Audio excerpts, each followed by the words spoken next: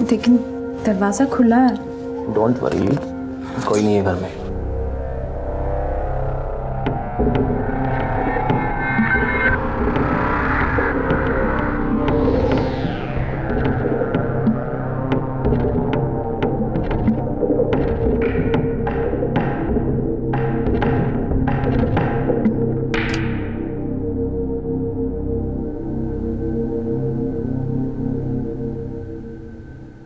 Sir, एक बात पूछूं? अभी पूछना जरूरी है क्या? हाँ।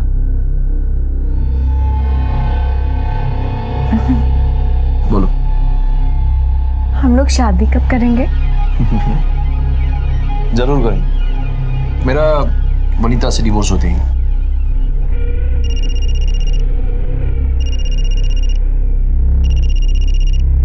शैतान का नाम लियो। नॉनसेंस। हाँ बोल। जी मैं निकल गई हूँ यहाँ से, कल सुबह पहुँच जाऊँगी पुणे। हाँ ठीक है।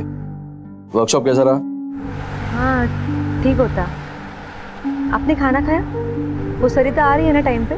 हाँ सब ठीक है। Have a safe journey.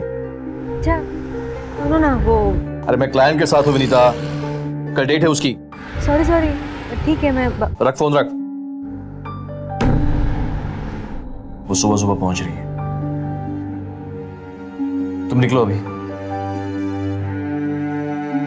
Sir, आपने डाइवोर्स पेपर फाइल किया? नहीं। लेकिन सर फिर कम ऑन रश्मि।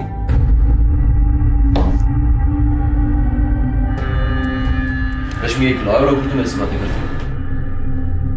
तुम्हें पता है ना रश्मि कि ये डिवोर्स केसेस कोर्ट में कितने कॉम्प्लिकेटेड हो जाते हैं, और मैं ट्राई कर रहा हूँ कि डिवोर्स म्यूचुअल कंसेंट पे हो जाए। वनीता जानती है कि वो कभी मां नहीं बन सकती। मुझे बच्चे बहुत पसंद है।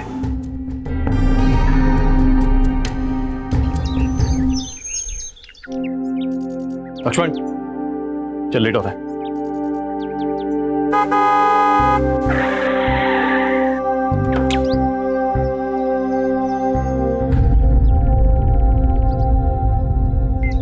आप आज जल्दी निकल रहे हैं? हाँ कुछ जरूरी काम है। ठीक है, चाय पी के जाइए, मैं फटाफट बना देती हूँ। बोला ना एक बार जरूरी काम है। बात समझ में नहीं आती? सॉरी, मैं तो बस मेरी माँ, अभी सुबह सुबह रोना धोना मत शुरू कर प्लीज। चाय लग खटखट सकाई सकाई हो गया तमाशा देख के। चल गाड़ी चालू कर चल। हाँ साहब।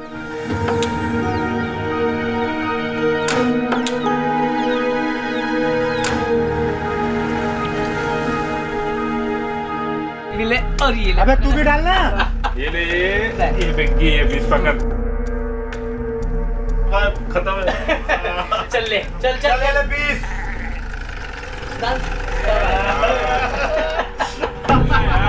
फटफट चल। भाई संभाल ले भाई, अब लेके जा रहा है।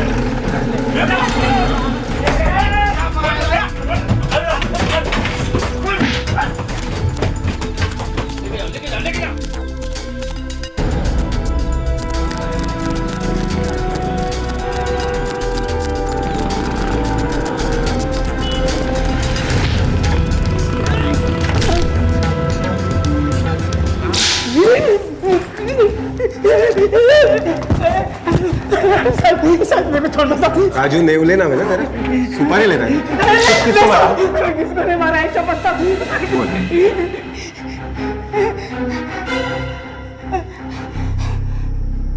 रिवॉल्वर? किसी को नहीं मारा ना? हाँ बोल, ये कहाँ से आया? क्या है? बता दो सामान ना मत। मैं कोई सुपारी किलर नहीं हूँ साहब। मैं तो छोटा मोटा झोल करने वाला आदमी हूँ साहब। वो 3 महीने पहले एक वकील का सुपारी मिला था, तभी ये मिला था अपन को। वकील को मारना ना? नहीं सब, अपन ने उसको नहीं मारा, पर जिसको मारना था वो तो बच गया। लेकिन क्या? वो गलती से एक औरत टपक गई। 3 महीने पहले एक शूटआउट में एक औरत अपनी जान गंवा बैठी और उसकी 4 साल की मासूम बच्ची अनाथ हो गई। लेकिन हैरानी की बात यह है कि यह हमला उसके लिए नहीं बल्कि किसी और के लिए प्लान किया गया था। पुलिस इन्वेस्टिगेशन एक डेड एंड पर आकर रुक गई थी। लेकिन क्या कॉन्ट्रैक्ट किलिंग के शक की वजह से हिरासत में लिया गया राजू नेवले पुलिस का जवाब था? आखिर ये कौन सी गुत्थी थी जिसे सुलझाने में पुलिस को इतना वक्त लग गया? आखिर क्या हुआ था 3 महीने पहले? मिस्टर खांडेकर, मैंने आपसे पहले ही कहा मैं बहुत महंगा वकील हूँ। कल शाम तक मेरे ऑफिस में पैसे नहीं पहुंचे तो मैं परसों कोर्ट में खड़ा नहीं रहूंगा। साहब, पान वाले के उधर रुकना है। रोज रुकता है ना, तो आज क्यों पूछ रहा है? दिमाग नहीं चला सकते? नॉनसेंस।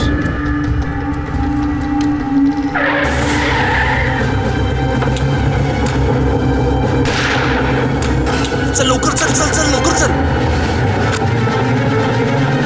पुणे के सबसे कामयाब criminal lawyer mister Suren Gokhale पर जानलेवा हमला हुआ।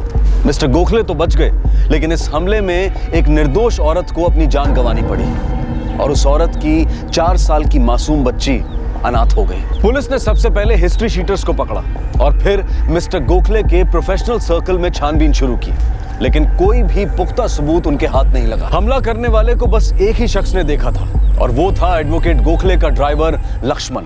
बेटा बिस्किट खाना। मुझे मम्मी के पास जाना है। रोना नहीं बेटा, बिस्किट खा ले थोड़ा। काय शिंदे,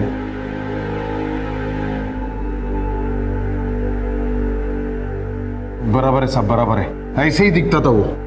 ठीक तरह से देखो। हाँ साहब, same to same.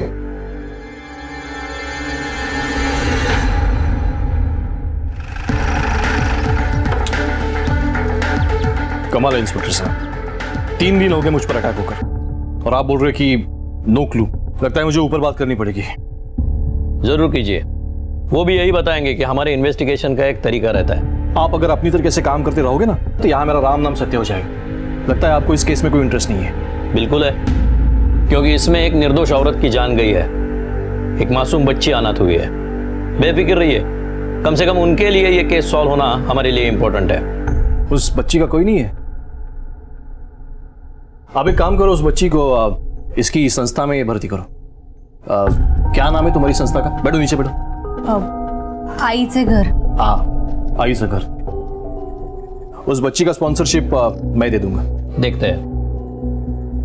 Mrs Gokhale, आपको किस पे शक है? हाँ? I mean, आपको क्या लगता है? क्या मेरी तरफ क्या देख रही हो? बोलो ना, क्या लगता है, बोलो। इट्स ओके मिसेस गोखले, उनको चाय दीजिए।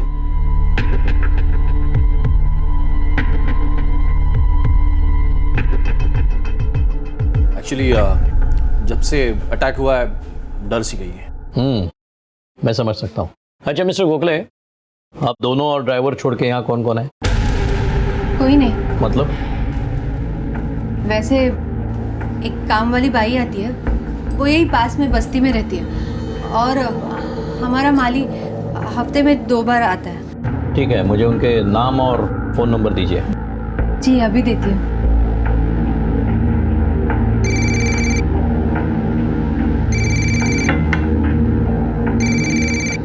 Excuse me. हाँ दादव, स्केच बन गया? गुड। सगळ्या पोलीस स्टेशनला पाठवा, मुझे भी मोबाइल पे भेज दो। हाँ, ये शूटर हाथ आते ये सुपारी किसने दी इसका पता चलेगा। अच्छा, वो बच्ची ने कुछ खाया?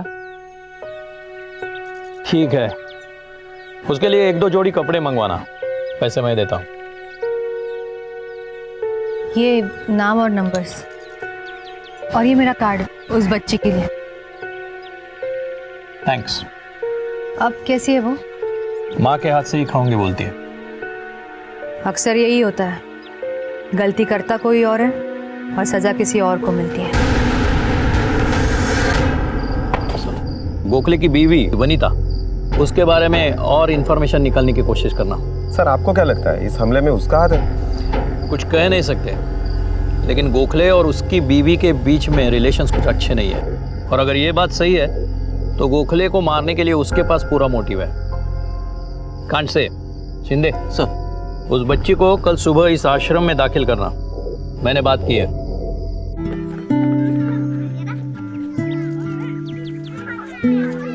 बच्ची का और जो कुछ भी सामान है वो मैं मंगवा लूंगी। चल बेटा, डरो मत। देखो अब तुम हमारे साथ ही रहोगी। मेरा नाम वनीता आंटी है और तुम्हारा? तो माँ के पास जाना है। मैडम तो बहुत ही अच्छी है, कभी कुछ नहीं बोलती मुझे, चाहे छुट्टी लेनी हो, पैसे चाहिए हो। मेरा मतलब किसी से दोस्ती, आना जाना नहीं। और साहब? वो क्या है ना साहब, हमारे साहब का थोड़ा बाहरी ध्यान ज़्यादा रहता है। मतलब तुम्हारे मैडम का और साहब का झगड़ा होता है? अब क्या बताऊँ साहब, हमारे साहब का चक्कर चल रहा है। अरे मेरी माँ, ये रोना बंद करा। रश्मि ने ये आई लव यू का मैसेज मुझे गलती से भेजा होगा। हाँ? अरे उसे अपने बॉयफ्रेंड को भेजना होगा गलती से। थाम, तुला पुरावा पाहिजे ना? एक मिनट थांब, देख ले, एक मिनट थांब जरा तू। हेलो रश्मि, क्या नाटक है ये? ये अपने बॉयफ्रेंड वाला मैसेज मुझे क्यों भेजा है तूने? तुम्हें पता है यहाँ पे कितना बड़ा पंगा हुआ है? जानती हो तुम? क्या सॉरी क्या? फोन रख। नॉनसेंस। उसने मैसेज में लिखा था आई लव यू सर। एक बात बताओ मुझे, कौन सी लड़की अपने बॉयफ्रेंड को सर बुलाती है? हाँ, इतना बात करने में मतलब ही नहीं है। You are good for nothing.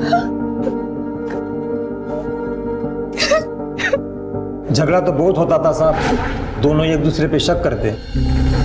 दोनों? हाँ साहब, मेम साहब का भी एक दोस्त है ना, जनार्दन, जब साहब नहीं होते तब आता है। छोड़ दो ये सब, बाहर निकलो यहाँ से। मैं तुम्हारे साथ, हम दोनों शादी करेंगे। मैं तुम्हें बहुत खुश रखूंगा।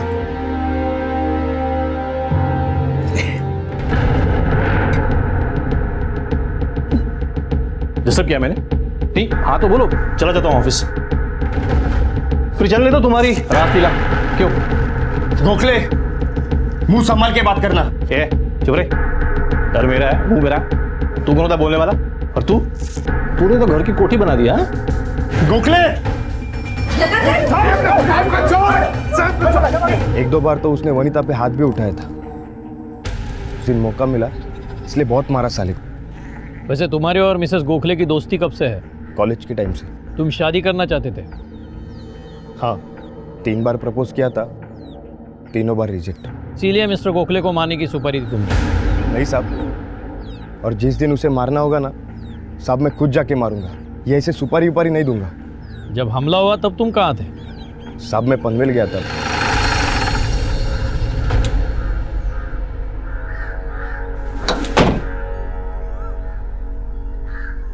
जैन सर। जादव, जनार्दन के कॉल रिकॉर्ड चेक किए?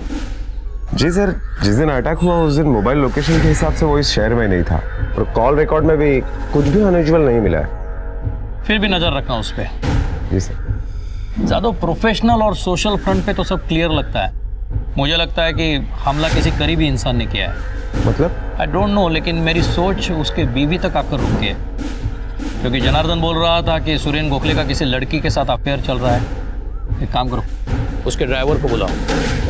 हमारा साहब है ना, एकदम राजा आदमी। लड़की लोग पीछे पीछे भागता था, क्या बोल बच्चन करता था पता नहीं, लेकिन लड़कियां पागल हो जाती थी। मतलब एक साथ कितने लफड़े करते हैं वकील साहब? नहीं साहब, वो मामले में हमारे साहब ना एकदम पक्का। एक टाइम पे एक खत्म हो जाने के बाद फिर दूसरा। तो कोई लड़की तेरे साहब के गले में कभी हड्डी बन के नहीं अटकी? नहीं साहब, हमारा साहब मस्त हैंडल करता था।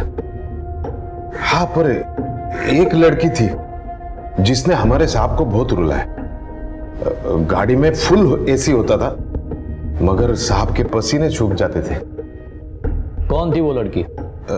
पल्लवी, साहब की असिस्टेंट थी।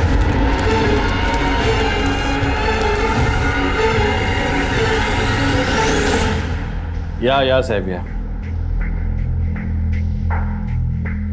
आपने तो रेडी मार दी। और आप रेड हैंड पकड़े भी गए। Sorry sir. ऑफिस मेरा है, असिस्टेंट मेरी है। मुझे कुछ प्रॉब्लम नहीं तो मुझे काय के डर। बैठिए ना। Thank you. पल्लवी का भी डर नहीं था, फिर भी बाद में क्या हुआ ये आप जानते हैं। देखिए, मैं इस बारे में कुछ बोलना नहीं चाहता, वो मेरा पर्सनल मैटर है। गोखले साहब, आप चाहे ना चाहे आपको बोलना पड़ेगा। अटैक में बेवजह एक औरत की मौत हुई है। पल्लवी मेरी असिस्टेंट थी। हम दोनों के बीच काफी अच्छी दोस्ती थी। सिर्फ दोस्ती या और कुछ? अब आप ही बताइए, कोई खूबसूरत लड़की अगर खुद मेनका बनने पर उतर आए तो आज के जमाने में कौन विश्वामित्र बनना चाहे?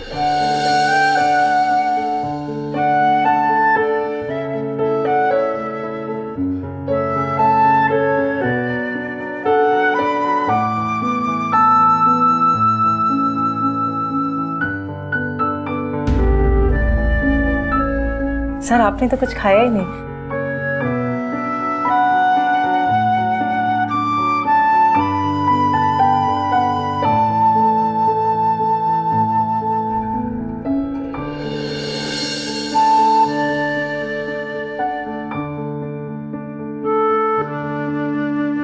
धीरे धीरे हमारी नजदीकियां बढ़ने लगी। हम दोनों एक दूसरे को पसंद करने लगे और इसी दौरान एक दिन कुछ काम के सिलसिले में मैंने पल्लवी को घर पे बुलाया था। आप सर हैं घर पे? हाँ, आप कौन? मैं पल्लवी, सर के ऑफिस में काम करती हूँ। सर ने बुलाया है मुझे।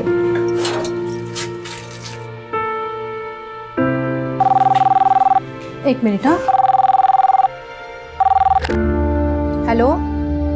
हाँ मेम साहब, हाँ हाँ माली आके गया। नहीं, साहब तो आज घर पे ही है। आप बस भगवान जी का दर्शन करो वहाँ पे। आगे आगे क्या हुआ? हेलो। क्या हो गया? क्या हो गया? कुछ नहीं सर, एकदम से पाँव ट्विस्ट हो गया। ओके ओके, बैठो बैठो बैठो बैठो बैठो, यहाँ पे बैठो बैठो। कहाँ पे दर्द हो रहा है? सर यहाँ दर्द हो रहा है। बहुत दर्द हो रहा है? हाँ सर। अच्छा रुको, मैं मलहम लेके आता हूँ। सर मलहम की कोई जरूरत नहीं है, आपके छूने से ही दर्द कम हो गया। एक मिनट।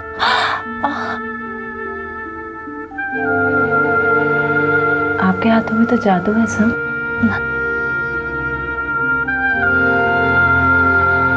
सर मैं आपको थैंक यू बोलना चाहती थी। अरे इसमें थैंक यू की कौन सी?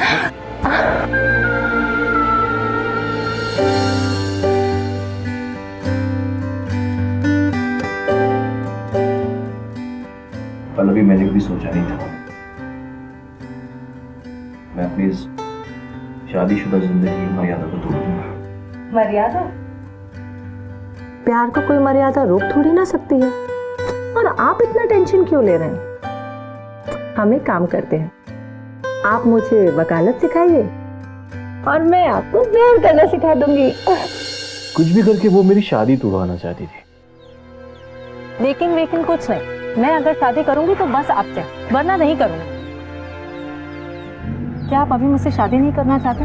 अरे मैंने ऐसा कब कहा? तो बस आप अपनी बीवी को डिवोर्स दे दो। पल्लवी, कैसी बातें कर रही हो तुम? एक लॉयर होकर तुम ऐसी बातें कैसे कर सकती हो? प्यार में ये सब नहीं सोचा जाता। आप बस जल्द से जल्द अपनी बीवी को नोटिस भेज दो। तुम समझने की कोशिश क्यों नहीं कर रही हो पल्लवी? ये शादी तोड़ना इतना आसान नहीं होता। शादीशुदा होके मेरे साथ में बाकी सब कुछ करना आपके लिए आसान था। मुझे ना ही कुछ सुनना है और ना ही कुछ समझना। हमारे बीच जो कुछ भी हुआ था वो म्यूचुअली हुआ था, कोई जबरदस्ती वाला मामला नहीं था। वो बहुत ही पीछे पड़ गई तो मैंने उसे नौकरी से निकाल दिया। लेकिन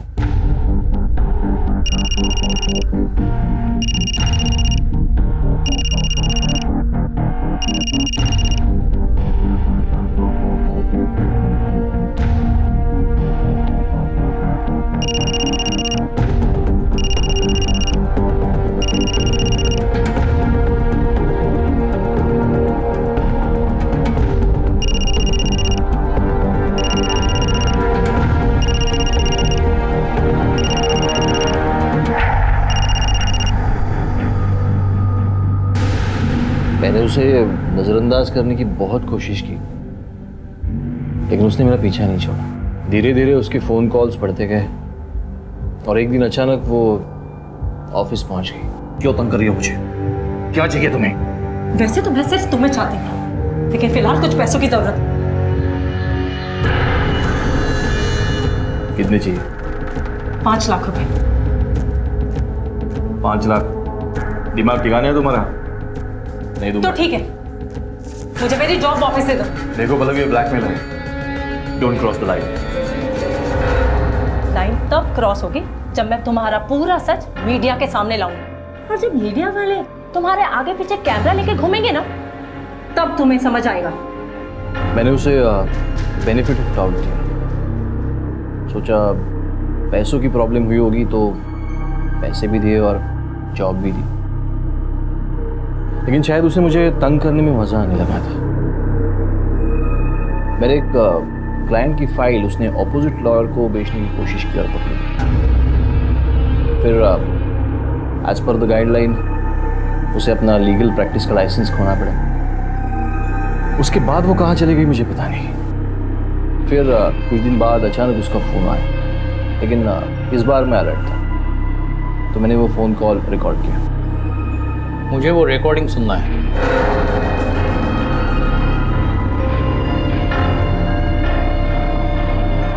मुझे पैसे चाहिए। किस बात के पैसे? कि तुम भी अच्छी तरीके से जानते हो कि मैं किस चीज के पैसे मांग रही हूँ। देखो पल्लवी, तुम मुझे ना कुछ देखना है और ना ही सुनना। मुझे जो कुछ भी कहना था ना, मैं तुम्हारी बीवी से कह चुकी हूँ।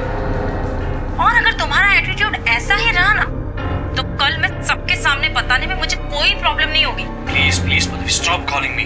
नहीं करूंगी, बस मुझे पैसे चाहिए, कुछ भी करके। नहीं तो देख लेना मैं क्या क्या कर सकती हूँ। मतलब उसने आपकी बीवी को सब कुछ बता दिया था? हाँ, मैं जानती थी। पल्लवी सुरेन की पहली असिस्टेंट थी। इतनी बड़ी बात आप बताना ही भूल गई, ये तो हो नहीं सकता।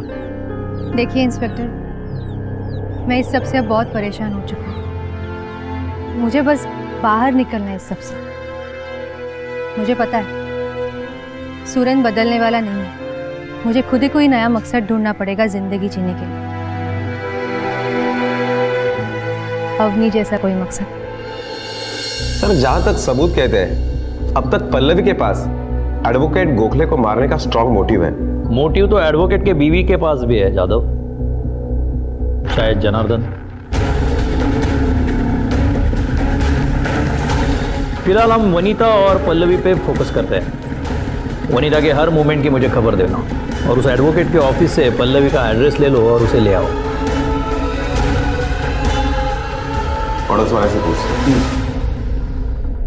जी, क्या पल्लवी नाम की लड़की यहीं पे रहती है?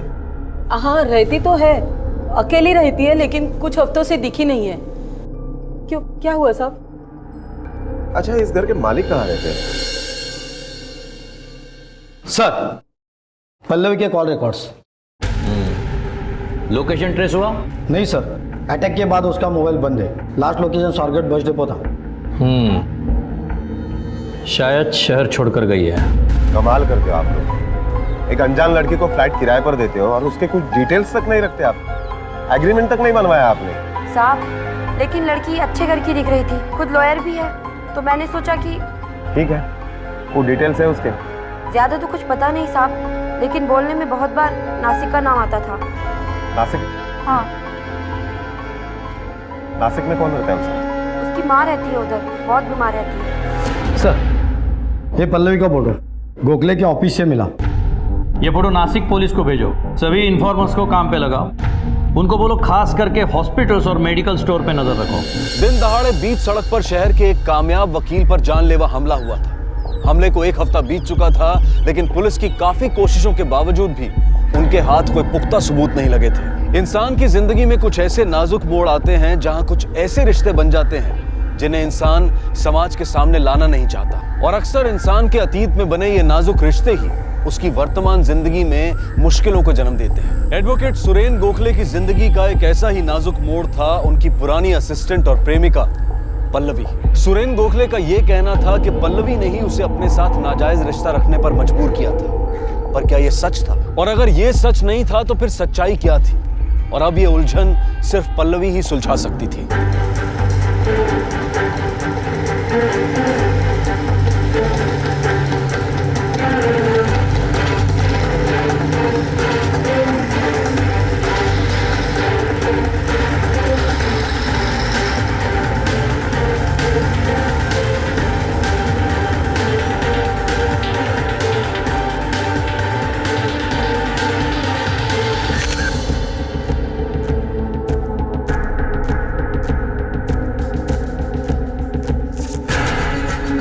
यही है पल्लवी।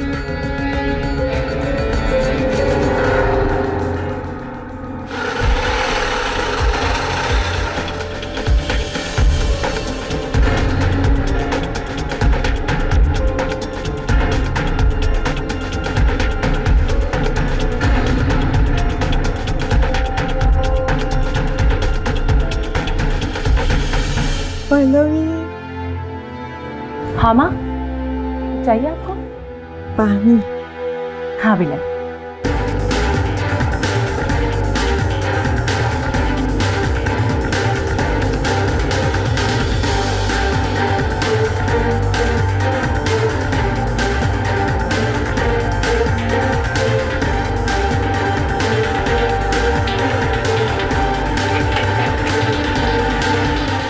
पल्लवी, जी, आप कौन? PSR Jadhav, Pune. Please please stop calling me. नहीं करूंगी, बस मुझे पैसे चाहिए, कुछ भी करके। नहीं तो देख लेना मैं क्या क्या कर सकती हूँ। यस सर, ये कॉल मैंने ही किया था, ये आवाज मेरी ही है। और क्या मतलब है इसका? सर और क्या मतलब हो सकता है? जो कुछ भी है मैंने साफ साफ कहा है। आपने एक रेप्यूटेड लॉयर को पैसों के लिए धमकी दी है। हाँ सर, मैंने धमकी दी है, लेकिन उसी रेप्यूटेड लॉयर के सामने मैं रोई, गिड़गिड़ाई, पैसों के लिए भीख मांगी, लेकिन उन्होंने मेरी किसी भी बात पे ध्यान ही नहीं दिया। ये कॉल मेरा 7वां 8वां कॉल है उन्हें। इससे पहले के कॉल्स नहीं सुना उन्होंने आपको? लेकिन मिस्टर गोखले आपको पैसे क्यों दे? मेरी जिंदगी बर्बाद करने के, मेरा करियर खत्म करने के पैसे सर। मतलब? सर मेरा बार लाइसेंस कैंसिल हो गया, मेरी नौकरी चली गई, सिर्फ और सिर्फ उस सुरेन गोखले की वजह से। लेकिन तुमने खुद चुना है ना ये रास्ता। सर कोई भी लड़की ना इस रास्ते को खुद नहीं चुनती है, इस रास्ते पे मुझे जबरदस्ती धकेला गया है। क्या हो गया? अरे मैडम, क्या हुआ? कुछ नहीं, एकदम से पाँव ट्विस्ट हो गया। अच्छा अच्छा, ठीक है ठीक है, अंदर आओ। तुम जाओ, काम करो अपना, मैं देखता हूँ। आराम से आराम से। ओके।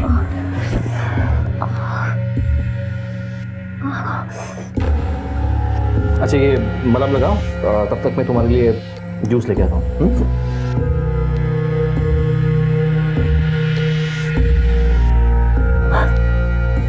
ठीक लग रहा है? अब थोड़ा ठीक है sir. Low juice P low. Thank you.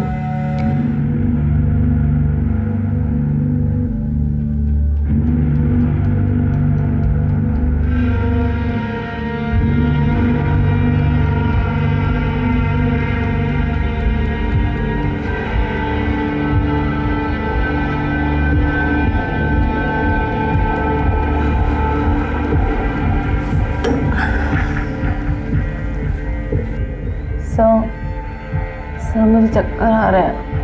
हाँ वो बाहर धूप बहुत है ना, कहीं तुम चल के तो नहीं आई? नहीं सर।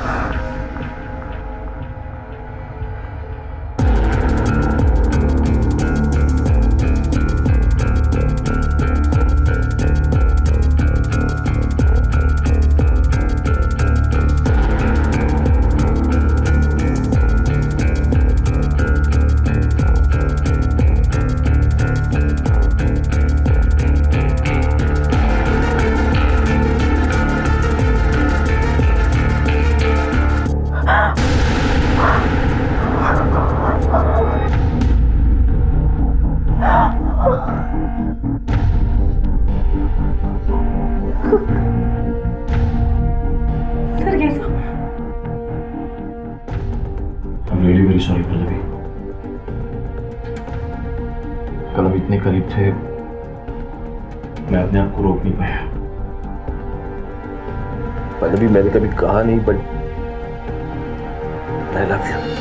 कुछ दिनों तक उसके झूठे प्यार का सिलसिला चलता रहा, लेकिन उसके बाद उसने मेरे फोन कॉल्स उठाने बंद कर दिए, मुझे नौकरी से निकाल दिया।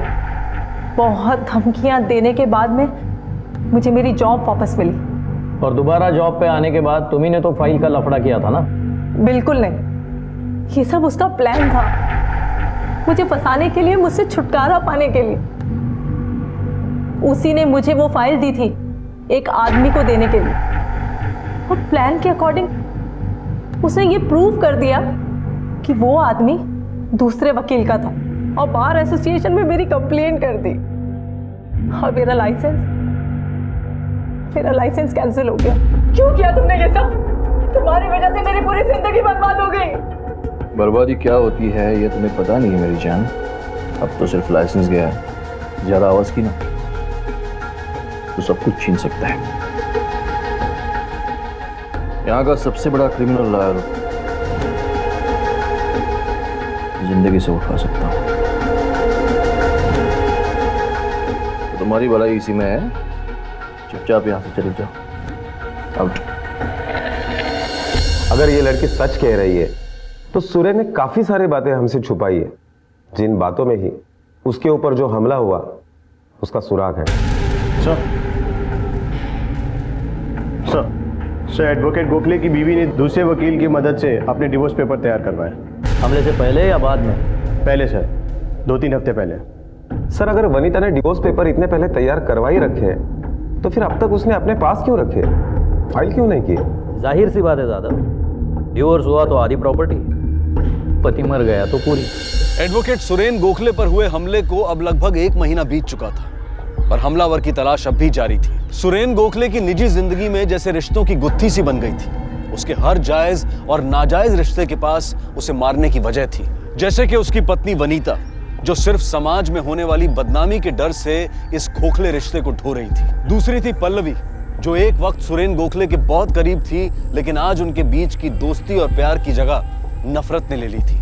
और अब पुलिस के शक के दायरे में तीसरी थी गोखले की आज की असिस्टेंट रश्मि। कब से एडवोकेट सुरेन गोखले के पास काम कर रही हो? यही कोई 7-8 महीने हुए हैं। क्या काम करती हो? असिस्टेंट हूँ उनकी, केस सॉल्व करने में हेल्प करती हूँ, रेफरेंसेस निकाल के देती हूँ, अपॉइंटमेंट्स, कोर्ट डेट्स वगैरह एडजस्ट करती हूँ, सब कुछ करती हूँ। सब कुछ मतलब और क्या क्या करती हो? बोलो, आप क्यों चुप हो? प्रॉमिस किया है उसने शादी का। हम लोग जल्दी शादी करने वाले हैं। पहले बीवी से तलाक के बाद या वैसे ही? ऑफ कोर्स तलाक लेके। अच्छा डोंगरे मैडम,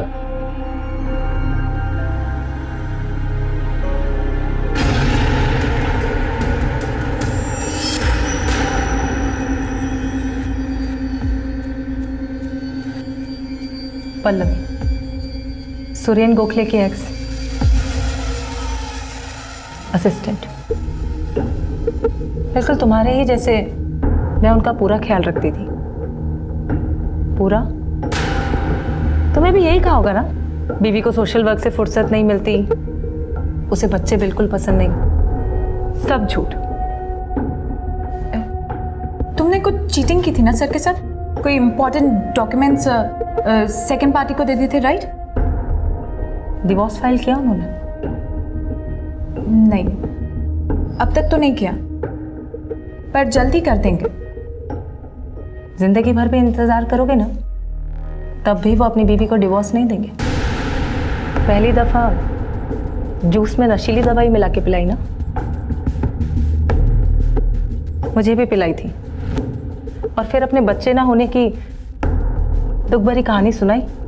मैं बोला कि बीवी को डिवोर्स दे दूंगा। थोड़े टाइम बाद जो उसने मेरे साथ किया ना, वही वो तुम्हारे साथ करेगा।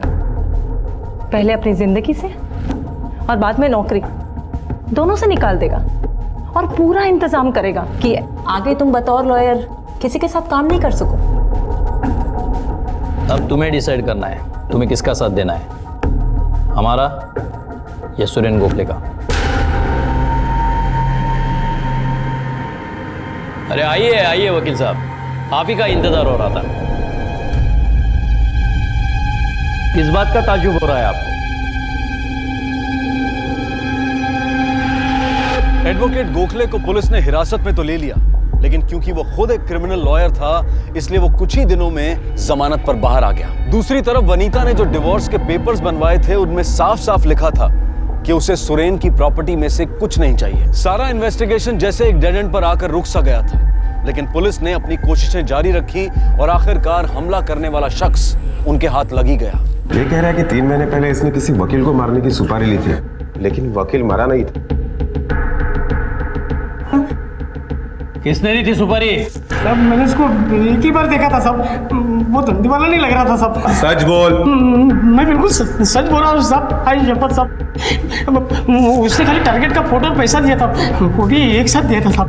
सच बोल, सच बोल। मैं सच बोल रहा हूँ साहब, मुझसे ये बोला था कि उसको खाली डराना, मारना नहीं। वो स्केच लेके आओ गोखले पे अटैक करने वाले का।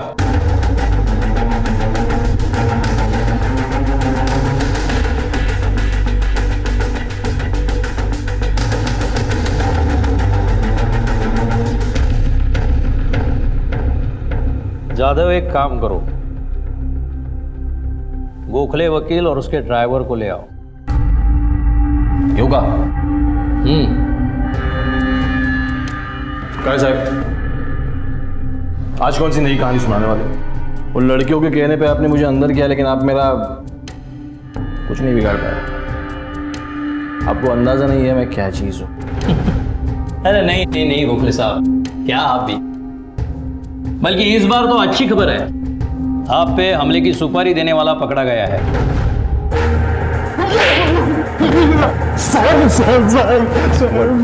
अपने साहब को मारने की सुपारी क्यों दी? उसे क्यों मार रहे हो? गोखले, आपको मारने की सुपारी आप ही के ड्राइवर ने दी। एक औरत की जान गई है इस हमले में। मर्डर का चार्ज तो पक्का है तुझ पे। मैं बिल्कुल बेकसूर। चुप हो जा। तुम्हें कहीं बोला ना, आपने किया। अरे चुप हो जा, कुछ नहीं होगा तुझे। जानता है ना तू कितने बड़े वकील का ड्राइवर है तू? नहीं वो मैं नहीं जानता, मेरे को जिंदगी भर नहीं सड़ना जेल में। मैंने साहब को मारने की सुपारी दी थी ना, वो मेरे साहब के कहने पे दी थी। स्टेटमेंट देगा? देगा। जादव, इसे स्टेटमेंट ले लो और अरेस्ट वारंट निकालो। गोखले को इस बार जमानत नहीं मिलनी चाहिए। ले जाओ।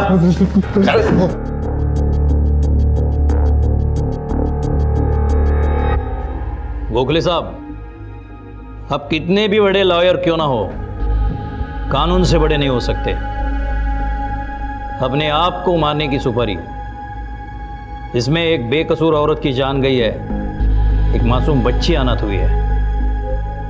वजह आप बताओगे कि? हाँ मैंने वो अटैक करवाया था। मुझे छुटकारा चाहिए था पल्लवी से। मुझे लगा अब पैसों के लिए जिंदगी भर मुझे ब्लैकमेल करती रहेगी। अच्छा प्लान। अब सुपारी के चक्कर में उसे अरेस्ट करोगे और अपने आप सारे प्रॉब्लम सॉल्व हो जाएंगे। इस बार तुझे जमानत नहीं मिलेगी, देख लेना।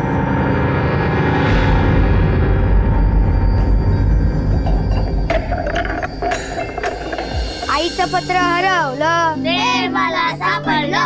आईचं पत्र हरवलं, मला सापडलं. आईचं पत्र हरवलं, मला सापडलं. आईचं पत्र हरवलं, मला सापडलं. आईचं पत्र हरवलं. माँ मुझे भूख लगी है। क्या कहा आपने? वापस कहो। माँ मुझे भूख लगी है।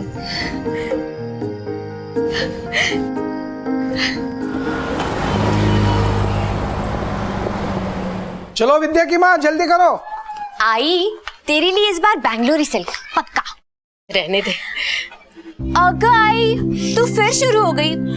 महीने में 4 बार जाती है मैं टूर पे, तू हर बार। अरे इसकी तो आदत है, आंखों में लीकेज है इसके। तू आजा। Bye bye bye.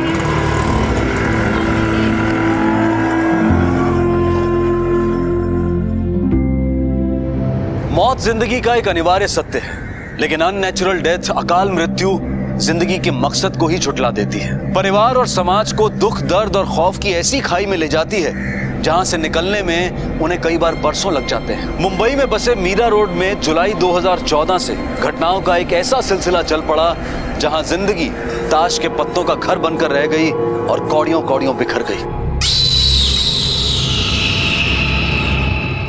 ले पैसे दे मेरे से। मैं बोला ना तुमको देता हूँ करके पैसे दूंगा। चले जब मिलता है बोला अभी दूंगा, कब देगा बे तू? दो दिन का टाइम देना मेरे को, मैं देता हूँ पैसे। अबे टाइम ही तो नहीं अपने पास, समझा? अब देख तेरा टाइम खत्म हो गया क्या? कौन है? पिल्ला किधर है तेरा? वो इधर। अरे हट। कोई नहीं है। बोल किधर है तेरा पिल्ला? कोई नहीं है, मैं बोल रही हूँ। नहीं बोलेगी, मैं खुद देखता हूँ। मैं बोल रही है ना, वो नहीं आया घर पे, आई शपथ नहीं आया। चुप रहे, मेरे को देखने दे। कहाँ है तेरा पिल्ला? किधर है तेरा पिल्ला? खून सवार है मेरे सर पे। मैं बोल रही है ना, कोई नहीं है। आएगा तो बोल उसको। जो देखा, जो सुना, अगर किसी को बोला ना, दिल्ली निकाल लूंगा मैं उसकी। साहब, मुझे पता है सब किसने किया। किसने? मेवा और उसके दोस्त लोगों ने किया है। नहीं, उसे छोड़ दो साहब, उसने कुछ नहीं किया है साहब, वो गलत लोगों के संगत में है साहब। जो कुछ कहना थाने में आके बोलना। साहब कुछ नहीं किया मेरे बेटे ने साहब। तूने खबर दी ना पुलिस को? चल अरे साहब कुछ नहीं किया, उसको छोड़ दीजिए साहब। कुछ नहीं किया, गलत लोगों के संगत में।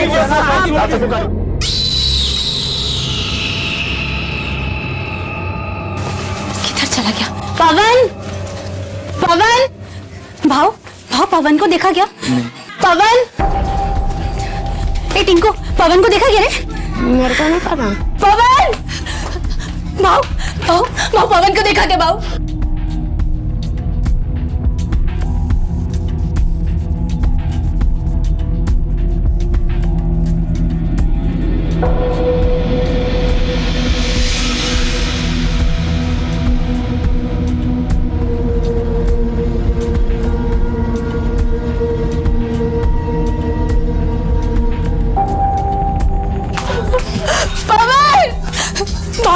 भाव पवन को देखा कि मैं सुबह से ड्यूटी कहीं नहीं मिल रहा भाव। पवन का कोई पंगा तो नहीं हुआ था?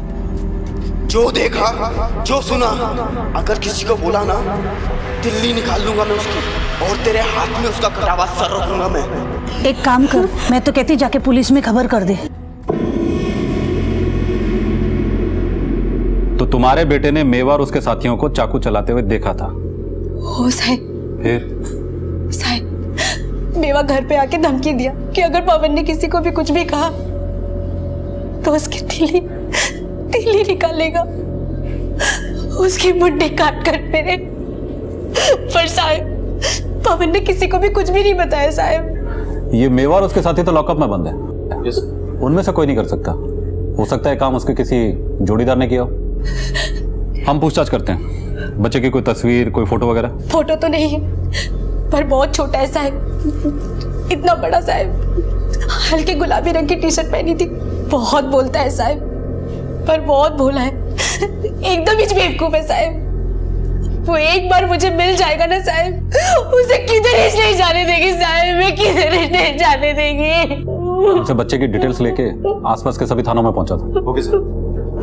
साहब, मेरा बेटा मिल जाएगा ना साहब? मिल जाएगा, हम कोशिश करेंगे। मीरा रोड इलाके से पवन भली भांति परिचित था। अपने आप में वो एक तेज चतुर बच्चा था, और ऐसे में उसका इस तरह से अचानक लापता हो जाना किसी भयानक अनहोनी की तरफ ही इशारा कर रहा था।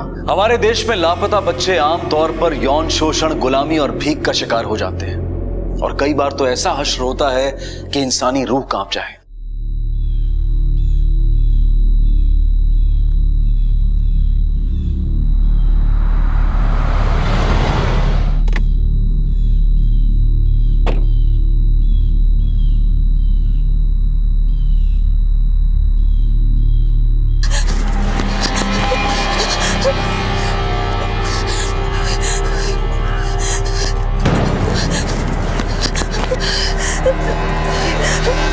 पीछे आप लोग। ये मेरा पवन नहीं है साहब। सर, बच्चे की पोस्टमार्टम रिपोर्ट, मौत जहर खाने से हुई है। और जहर उस केक में था जिसे बच्चे ने हाथ में पकड़ा हुआ था। हाँ सर। ये सड़क मीरा रोड इंडस्ट्रियल एरिया से होकर गुजरती, जिसके किनारे उस बच्चे की लाश मिली। देशमुख, जरा ध्यान से देखो, इस सड़क के किनारे बहुत सारी फैक्ट्रीज हैं, जिनमें से कई फैक्ट्रीज में सीसीटीवी कैमरास लगे हुए हैं। हाँ सर। बच्चा सड़क पर दूर से चलता हुआ आया। ये देखो, ये एक सीधी सड़क है, तकरीबन कोई 3-4 किलोमीटर लंबी। हो सकता है इनमें से किसी फैक्ट्रीज में लगे हुए सीसीटीवी कैमरास में उस बच्चे की कोई तस्वीर कैद हुई है। मैं भी पता करता हूँ सर।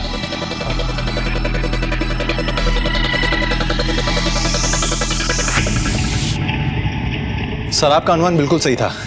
बच्चा मीरा रोड इंडस्ट्रियल एरिया वाले ही रोड पे किसी एक पॉइंट से चला था, और सर उसी रोड पे करीब 2 किलोमीटर पहले एक फैक्ट्री है, और ये फुटेज उसी फैक्ट्री के बाहर लगे कैमरे की है। ये तो वही बच्चा है। हाँ सर, ये फुटेज लास्ट मिलने के करीब 40 मिनट पहले की है। और सर ये देखिए, ये टैक्सी का नंबर भी साफ दिख रहा है। Good work Deshmukh. इस औरत की तस्वीर आसपास के सभी थानों में सर्कुलेट करवाओ और इस टैक्सी को ढूंढो। इसका नंबर MS04 BSK 8335। ये नंबर काफी क्लियर है। सर टैक्सी के नंबर को लेकर हमारी 2 टीमें ऑलरेडी निकली हुई हैं। बाकी इस औरत को तो मैं खोज निकालूंगा। पिछड़िए पिछड़िए।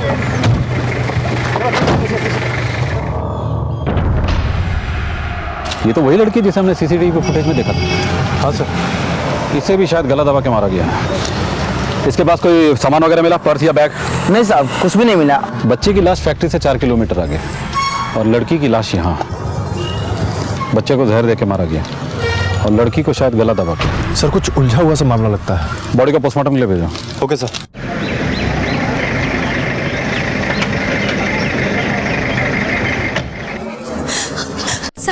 साहब, मेरे बच्चे की कोई खबर साहब? अभी तक तो नहीं, लेकिन हमारी तलाश जारी है। जैसे कुछ पता चलेगा हम आपको बता देंगे। वो मिलेगा आपको साहब, मेरा दिल कहता है, मेरा पवन आपको मिलेगा। बस मुझसे थोड़ा नाराज हो गया साहब। मैं उसको मारती थी, डांटती थी, गालियां देती थी ना, इसीलिए बस नाराज होकर कहीं भाग गया साहब। लेकिन मैं उससे बहुत प्यार करती है साहब। इस दुनिया में उसके सिवा मेरा और कोई नहीं है साहब, कोई नहीं है। अभी आप घर जाओ, जैसे कोई खबर लगती है हम आपको बता देंगे। सर उस टैक्सी का नंबर जाली था। मैंने आरटीओ के सारे रिकॉर्ड चेक करवाए हैं, ऐसा कोई नंबर है ही नहीं। सभी लोकल टैक्सी स्टैंड पर जाकर पर्सनली चेक करो और सभी टैक्सी ड्राइवर को बच्चे और लड़की की तस्वीर दिखाओ। हो सकता है इनमें से किसी ने उन्हें टैक्सी पे जाते हुए देखा। Okay sir. और हाँ, आसपास के सभी थानों में जाकर पता करो कि पिछले 10 दिनों में कोई गुमशुदगी की रिपोर्ट तो दर्ज नहीं हुई किसी बच्चे या फिर सर किसी लड़की की। Right sir. आपके थाने में इस बच्चे को लेकर कोई कंप्लेन आई है क्या? नहीं।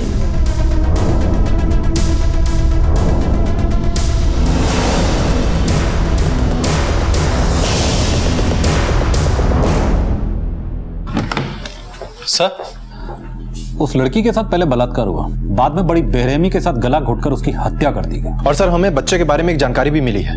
बच्चा वसई रोड के एक फुटपाथ पे रहता था। और उसके कपड़े तो सर उसने अच्छे पहन रखे थे, लेकिन वो कचरे उठाने का काम करता था। बड़ी अजीब पहेली है देशमुख। एक लड़की और एक बच्चा जिसे जहर देकर मारा गया है, और फिर उस लड़की की लाश जिसे गला घोटकर मारा गया है। एक पैटर्न सा बनता जा रहा है, लेकिन कुछ अधूरा, कुछ कड़ियां मिसिंग है इसमें।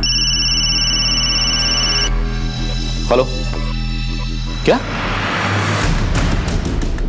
हुआ सर? नायगांव पुलिस स्टेशन से इंस्पेक्टर साठे का फोन था। बता रहा था कि काशी नायगांव के पास एक लड़की की लाश मिली है। बॉडी में पहचान के लिए कोई भी चीज नहीं मिली है। लगता है लड़की के साथ जबरदस्ती भी की गई है। सर अपने पुलिस स्टेशन में एक बुजुर्ग पति पत्नी आए हैं, उनकी बेटी खो गई है। ज्यादा को बोलो उनको मॉर्ग लेके जाए। Okay sir. ये क्या हो रहा था मुंबई शहर में? एक के बाद एक पुलिस को एक लड़की जिसका बलात्कार किया जाता और कुछ ही दूरी पर एक बच्चे की लाश मिल रही थी। ये एक पैटर्न बन गया था, लेकिन कौन कर रहा था ये सब और क्यों?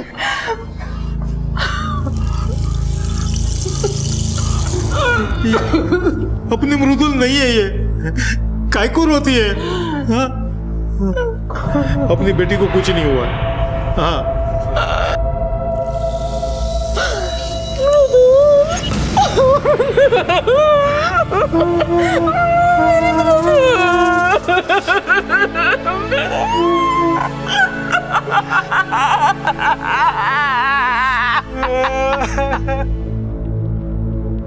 सॉफ्टवेयर इंजीनियर थी मेरी बेटी साहब। वो ऑफिस कैसे जाती थी? अपार्टमेंट के गेट से ऑटो लेती थी। चौकीदार ने भी उसे देखा। साहब वो रोज सुबह गेट से ऑटो पकड़ती थी, लेकिन उस दिन टैक्सी से गई। ये बात मैंने उसके माँ बाप को ही बताई। टैक्सी से? हाँ साहब, उस दिन गेट पे एक बच्चा। वो क्यों रहे हो आप? कहाँ रहते हो आप? पूनम नगर। ड्राइवर से क्या बात हुई इस लड़की की? साहब वो लोग बहुत दूर खड़े थे तो सुन नहीं पाया। गाड़ी का नंबर याद है? जाओ। टैक्सी, बच्चा और लड़की। पिछले केस में भी ये हुआ था ना? हाँ सर, लेकिन वहाँ तो बच्चे की भी। सर, सृष्टि कॉम्प्लेक्स के पास एक लाश मिली है। कोई बच्चा है करीब 7-8 साल का। अभी जो चौकीदार गया उसको गाड़ी में बैठाओ। Yes sir. चलो।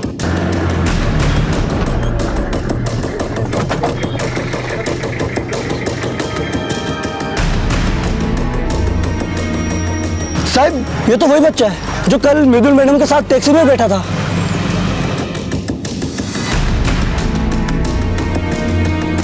सर, इसके भी हाथ में केक है।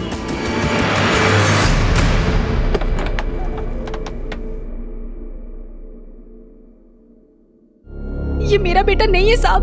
मैंने आपको कहा था ना, मेरा बेटा जिंदा है साहब। ऐसे रोज रोज लाश दिखाकर मुझे मत मारो साहब। ऐसे मासूम बच्चों की लाश देखकर मैं मर जाऊंगी साहब, मैं मर जाऊंगी।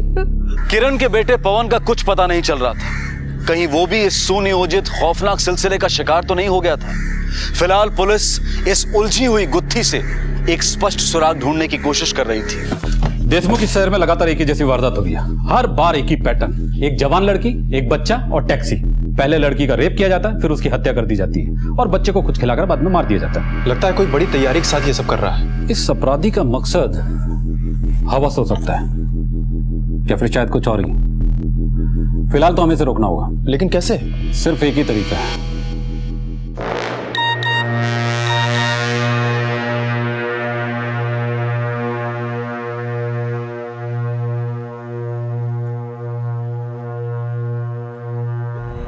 हाँ, वो मंदिर के पास। मैं तुम्हें तुम्हारे घर तक छोड़कर आऊंगी। हाँ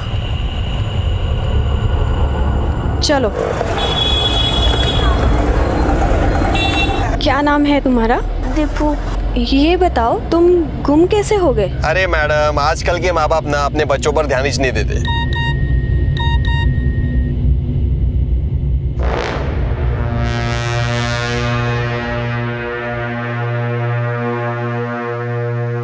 वैसे आजकल टैक्सी में ट्रैवल करना कितना रिस्की हो गया है ना? वो कैसे मैडम? हाँ, अभी मुंबई पुलिस का मैसेज आया है सबको कि सचेत रहें। अगर रास्ते में कोई लापता बच्चा मिले तो पुलिस को इन्फॉर्म करें। और लिखा है कि ऑटो या टैक्सी में ना बैठे।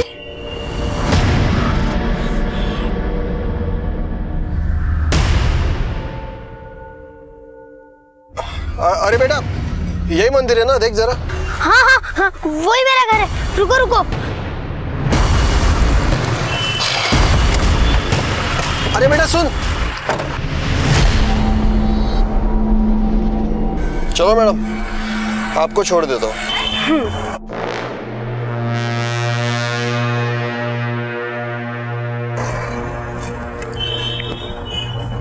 हेलो। हाँ मम्मी, मैं टैक्सी में ही हूँ। हाँ हाँ हाँ, मैं घर पहुँच ही रही हूँ। 10 मिनट में मैं पहुँच ही जाऊँगी। ठीक है? हाँ।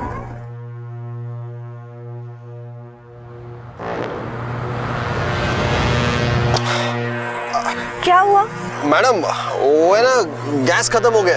एक काम करो ना, आप दूसरी टैक्सी पकड़ो ना।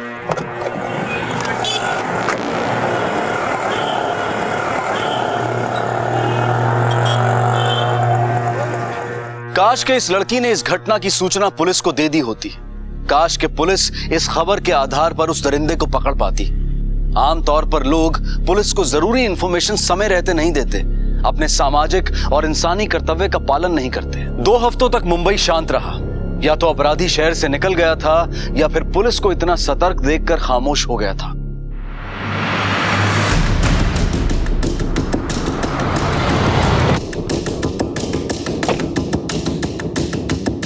सर, बदबू पे बहुत दिनों से आ रही थी। मुझे लगा कोई जानवर मरा हो, लेकिन सर मैं ऊपर जब जाके देखा तो लाश काफी सड़ चुकी है। हाँ सर, इधर कोई आता जाता नहीं है तो किसी ने लाश देखी नहीं होगी। लगता है इसको भी गला घोट के मारा गया है। बॉडी को तुरंत पोस्टमार्टम के लिए भेजो। सर लड़के की हत्या करीब 1 महीने पहले हो चुकी है, गला घोट के, और उससे पहले उसके साथ बलात्कार हुआ है। और सर पिछले 2 वारदातों की डीएनए रिपोर्ट्स भी आ चुकी हैं। डीएनए रिपोर्ट्स के मुताबिक ये तीनों हत्याएं आपस में जुड़ी हुई हैं और इन तीनों लड़कियों के साथ रेप किसी एक ही आदमी ने किया है। रिपोर्ट में और कुछ? हाँ सर, अभी जो बॉडी मिली है फॉरेंसिक वालों ने बताया कि उसके हाथ में एक नंबर भी लिखा हुआ था, मोबाइल नंबर किसी उत्तम चंद का है। सर मुझे यहाँ क्यों बुलाया? मैंने क्या किया है? घोड़बंदर के सुनसान खंडर में एक लड़की की लाश मिली है और लाश की हथेली पे तुम्हारा मोबाइल नंबर मिला है। मुझे कुछ नहीं मालूम सर, मेरा तो प्रिंटिंग प्रेस है, दर्जनों कस्टमर है, हमेशा किसी न किसी का फोन आते रहता है। फोन में चेहरा थोड़ी दिखता है सर। ज्यादा होशियार मत बन, अभी अपने तरीके से पूछूंगा ना सब साफ साफ दिखने लगेगा। देशमुख एक काम करो, इसको लेकर इसके सभी क्लाइंट्स के पास जाओ और पता करो कि महीने भर से कोई लड़की लापता हुई है क्या। Okay sir.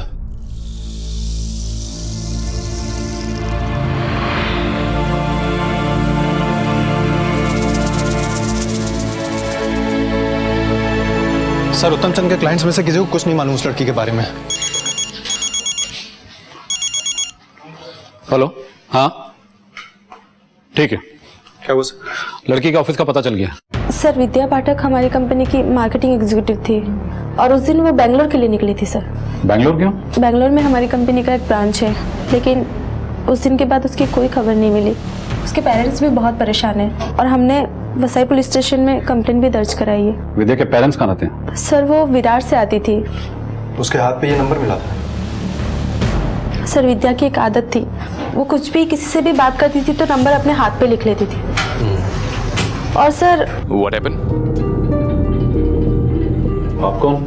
सर ये हमारे जीएम है मिस्टर विकास पटेल सर। सर पुलिस को विद्या की लाश मिली। What? My God! अभी 6 महीने पहले तो उसने हमारा ऑफिस ज्वाइन किया था। ये सब कैसे हुआ? पुलिस जांच कर रही है। Anyway, मुझे निकलना होगा, मेरी एक इंपॉर्टेंट मीटिंग है बोरीवली में। एंड अगर आपको मेरी कोई भी हेल्प की जरूरत हो, आप ये मेरा कार्ड रखिए। Please call me any time. I am really sorry, I will have to rush. Okay?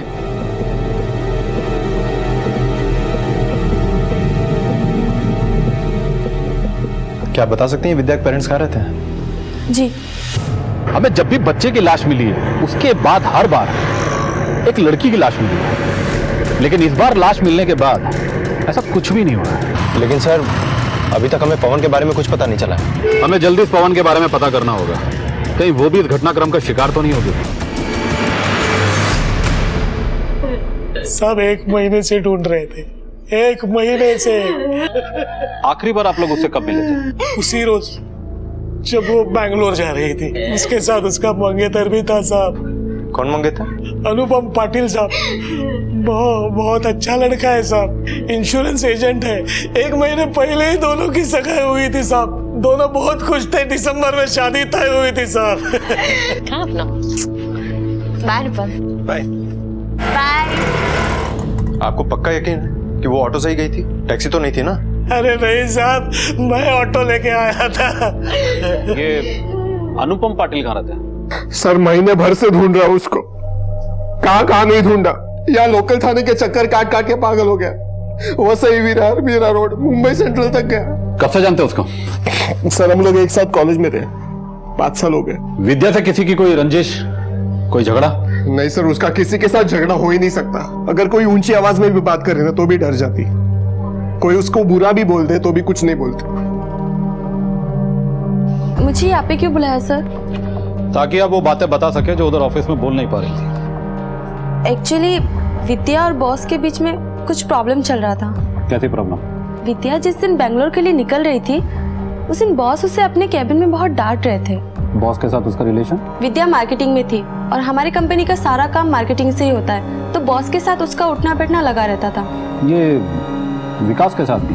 वैसे तो ठीक है, लेकिन थोड़ा सीक्रेटिव है।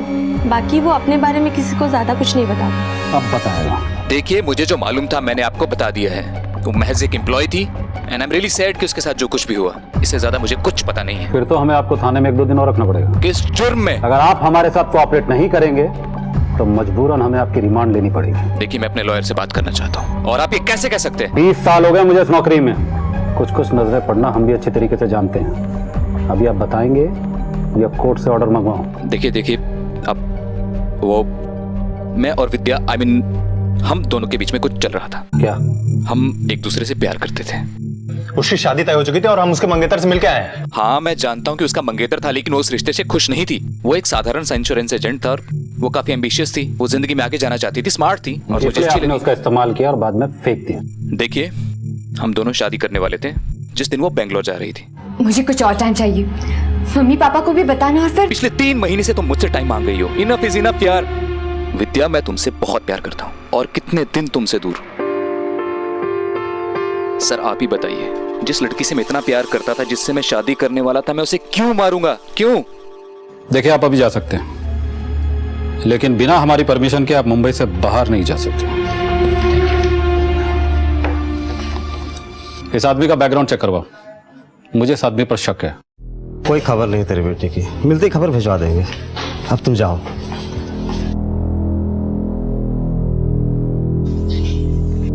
सर, इस आदमी की बेसिक डिटेल्स मिल चुकी हैं।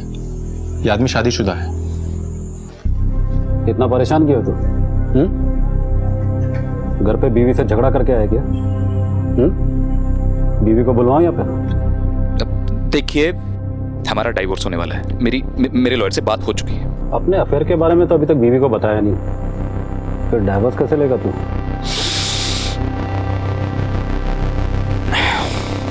बताया था। आपको पता है कि प्रॉब्लम क्या है? ये विद्या मुझे 3 महीने से शादी की डेट के लिए टाल रही थी, जिसकी खातिर मैं अपनी 7 साल पुरानी शादी को छोड़ रहा था। लेकिन बेंगलोर जाने से पहले मुझे उसने बोला था, मुझे बस बैंगलोर से लौटने दो, फिर पक्का शादी कर लेंगे। मैंने अनुपम को भी बता दिया। बस तुम थोड़ा सा शांत हो जाओ प्लीज। विकास के आंसू सच्चे हैं या झूठे, विकास की बातें मनगढ़ंत हैं या हकीकत का बयां, ये पुलिस की जांच पड़ताल उजागर कर देगी। लेकिन इतना तय था कि विद्या की मौत का मकसद इंसानी रिश्तों के दरमियान ही था। प्यार जैसी खूबसूरत भावना मौत की बदसूरत शक्ल अख्तियार कर सकती है। इसकी मिसालें अपराध के इतिहास में भरी हुई हैं। अगर पुलिस का शक विकास पर है तो सवाल यह उठता है कि रिश्तों का वो कौन सा दंश था जिसने विकास को विद्या की हत्या के लिए उकसाया, या फिर सच कहीं और कुछ और ही है। सर, विकास पटेल ये आदमी ठीक तो नहीं है, लेकिन ये कांड इसने नहीं किया। ये देखो डीएनए रिपोर्ट। तुमने विकास पटेल की एक बात पे गौर किया? कौन सी बात सर? उसने हमें बताया था कि विद्या ने बैंगलोर जाते समय उससे कहा था कि लौटती ही वो उससे शादी करेगी। मुझे बस बैंगलोर से लौटने दो, फिर पक्का शादी कर लेंगे। और उसने ये बात किसी और से भी कह दी थी। हाँ सर, वैसे भी विद्या के बैंगलोर से लौटने के बाद विकास से शादी करना, अगर किसी को सबसे ज्यादा अखरता तो वो यही शख्स है। और सर, वैसे भी अमीर विकास के सामने इसकी हैसियत ही क्या है? चलो चलकर इससे पूछताछ करते हैं।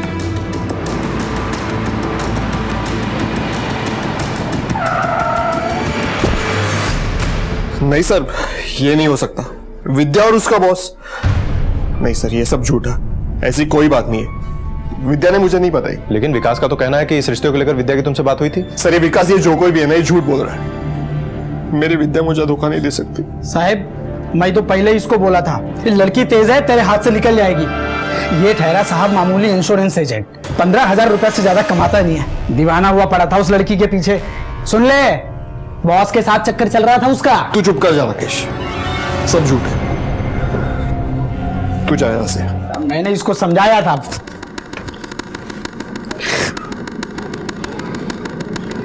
इस अनुपम से तो कुछ पता नहीं चला। एक काम करो, इसका डीएनए टेस्ट करवाओ और अपना एक आदमी सिविल में खड़ा रखो। Okay sir.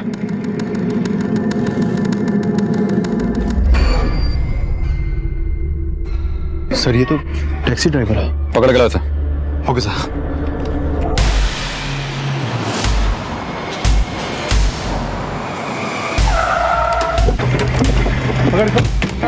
मुझे क्यों पकड़ा? मैंने क्या किया सर? मैंने कुछ नहीं किया, क्यों पकड़ रहा मुझे? सच बताएगा? सर, मैं बिल्कुल सही कह रहा हूँ सर। मैं विद्या को जानता तक नहीं हूँ सर, मेरा कोई लेना देना नहीं है सर उससे। तो उधर चौल में इतना बड़बड़ क्यों कर रहा था? साहब, मैं अनुपम को भाई मानता हूँ, बस इसीलिए मैंने बोला। ये लड़का अनुपम सर उस लड़की के पीछे बिल्कुल दीवाना था, लेकिन वो लड़की बहुत तेज थी, बहुत ऊंचे ऊंचे ख्वाब देखती थी साहब। ये कई बार तो मेरी टैक्सी लेके गया साहब उसको घुमाने के लिए।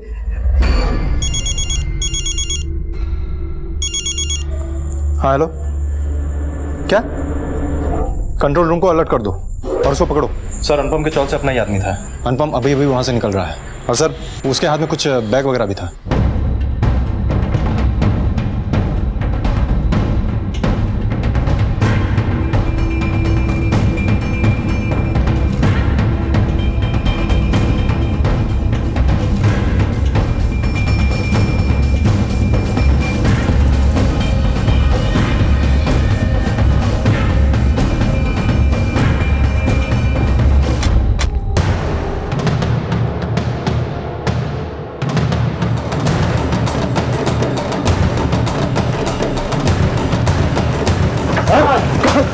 ले चल।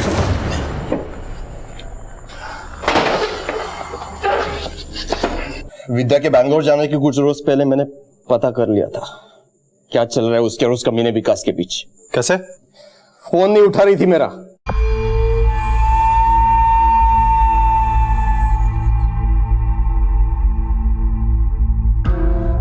एक दिन शाम को वो और विकास गाड़ी से उतरकर सड़क के किनारे खड़े थे। जब मैंने देखा तो मेरा खून खौल गया।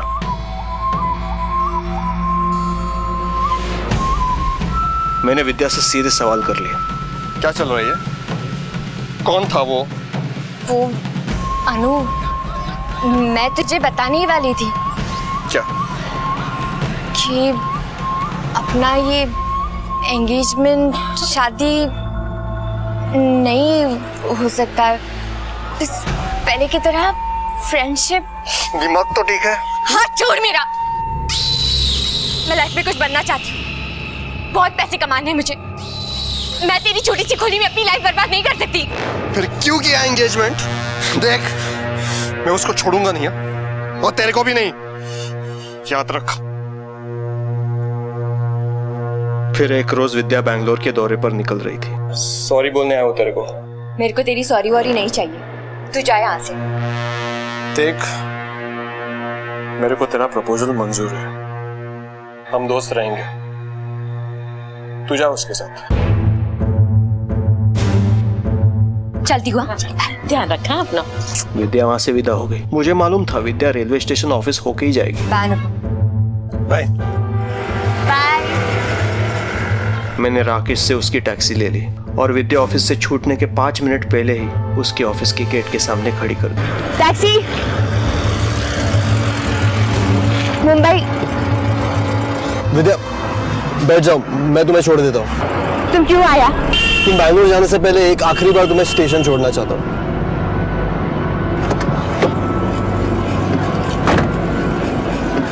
चलो। टैक्सी रेलवे स्टेशन के रास्ते चल पड़ी। फिर कुछ दूर जाके मैंने रास्ता बदल लिया। अनुपम, तुम कहाँ लेकर आए हो? गाड़ी रोको। अनुपम, गाड़ी रोको। सारा शरीर नफरत से जल रहा था मेरा। विद्या को अंदेशा हो गया। ये मुझे कहाँ लेकर आए हो?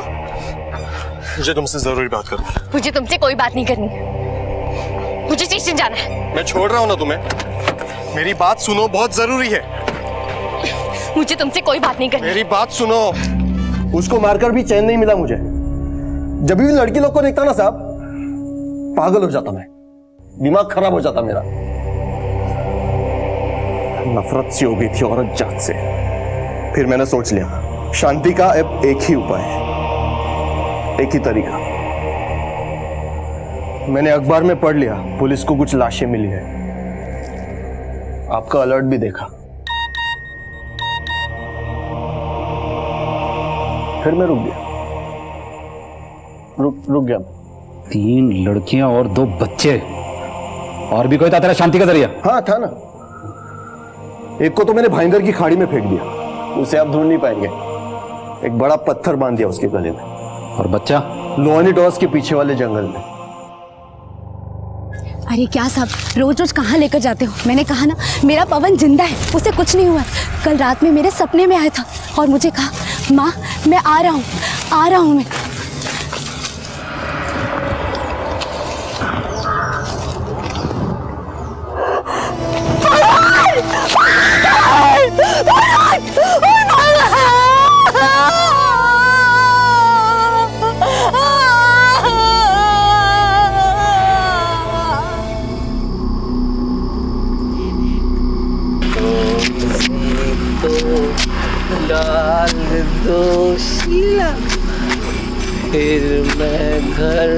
चला जाऊंगा मुन्नी को लेके।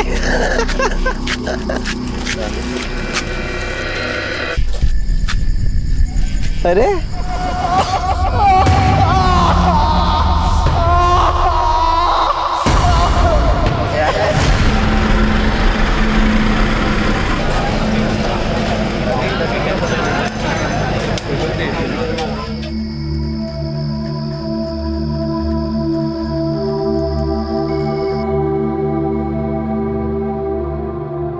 हमारी सबसे बड़ी आदत होती है हमारी सोच। जब तक ये आदत नहीं बदलती तब तक हालात नहीं बदलते हैं।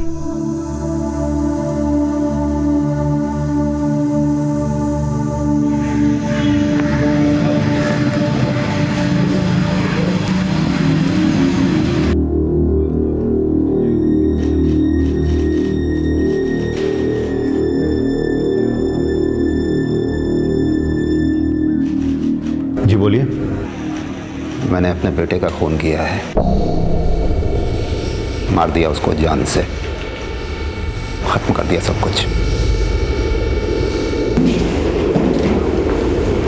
साहब एक मिनट साहब सुनिए। साहब ये मेरे ससुर है साहब, और इन्होंने आपसे जो भी कहा है साहब झूठ कहा है। मैंने मारा अपने शौहर को, समीर को मैंने मारा है साहब। सबीना तू घर जा। साहब ये झूठ बोल रही है, ये मुझे बचाना चाहती है साहब। नहीं साहब मैं सच कह रही हूँ, समीर का कत्ल मैंने ही किया है साहब। सबीना मैंने कहा ना तू घर जा। साहब मैं सच कह रहा हूँ साहब। दिल्ली ट्रांसपोर्ट कॉरपोरेशन में काम करने वाले रहमत शेख, जिनकी उम्र करीब 60 साल की है, वो एक दिन करमपुर पुलिस स्टेशन में आते हैं और अपने इकलौते बेटे की हत्या का जुर्म कबूलते हैं। उसी समय वहां पर मरने वाले समीर शेख की पत्नी सबीना शेख भी आती है और कहती है कि यह कत्ल रहमत ने नहीं बल्कि उसने किया है। कौन झूठ बोल रहा था और कौन सच? क्या सबीना सिर्फ अपने ससुर को बचाना चाहती थी? आखिर किसने मारा था समीर को?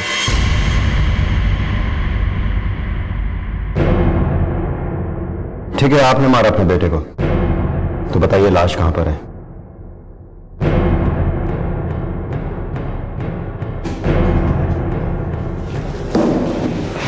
सर, हाँ संतोष, हमारे पास एक केस आया जिसमें दो लोग एक ही कत्ल की बात कबूल रहे हैं। अब दोनों में सच कौन बोल रहा है पता नहीं। तुम एक टीम लेकर उस लोकेशन पर जाओ जो रहमत शेख ने बताई है। Yes sir. अब समीर की लाश ही सारा सच बोलेगी। सुमंत, इस केस की जड़ तक पहुंचने के लिए हमें रिश्तों की गहराइयों में उतरना पड़ेगा।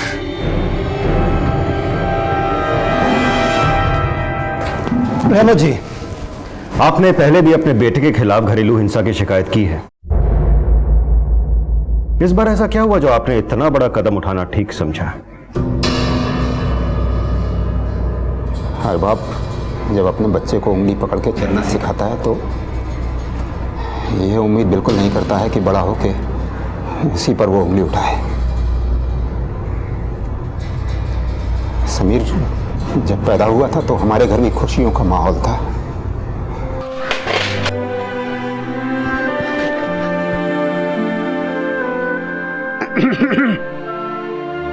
उसने जब मेरी उंगली पकड़ी थी तो मैंने सोचा था बहुत अच्छे से उसकी परवरिश करूंगा और बड़ा होकर वो मेरा सहारा बनेगा।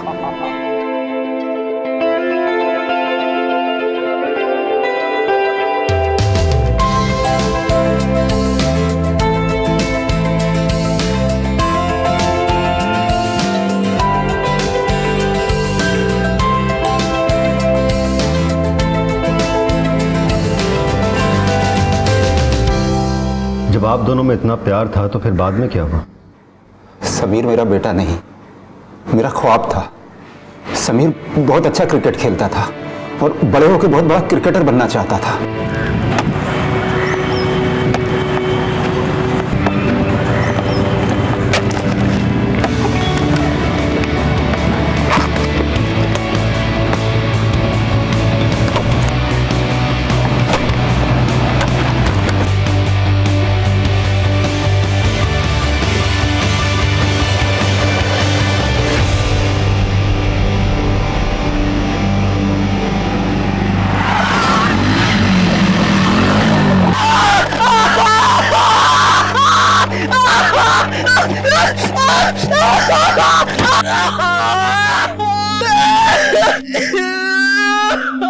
मगर एक एक्सीडेंट में समीर का बायां पैर खराब हो गया।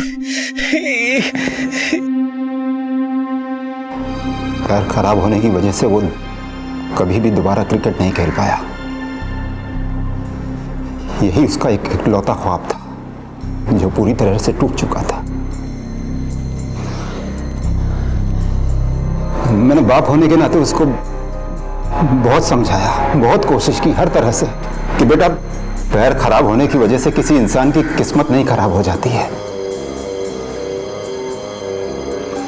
प्यार से समझाया, डांट से समझाया, हर तरीका अपनाया, लेकिन शायद बहुत देर हो चुकी थी। वक्त के साथ साथ समीर चिड़चिड़ा होता चला गया और फिर अपने आपे से बाहर निकल गया। ह्यूमन साइकोलॉजी यानी कि मनोविज्ञान के हिसाब से जब किसी इंसान को ऐसी चोट लगती है जिसका सीधा संबंध उसकी जिंदगी के लक्ष्य से होता है तो उसे गहरा आघात पहुंचता है। समीर की दिखने वाली चोट तो ठीक हो गई थी, लेकिन उसका जो घाव था वो उसके जहन में अब भी बाकी था, जो शायद किसी को दिखाई नहीं दे रहा था।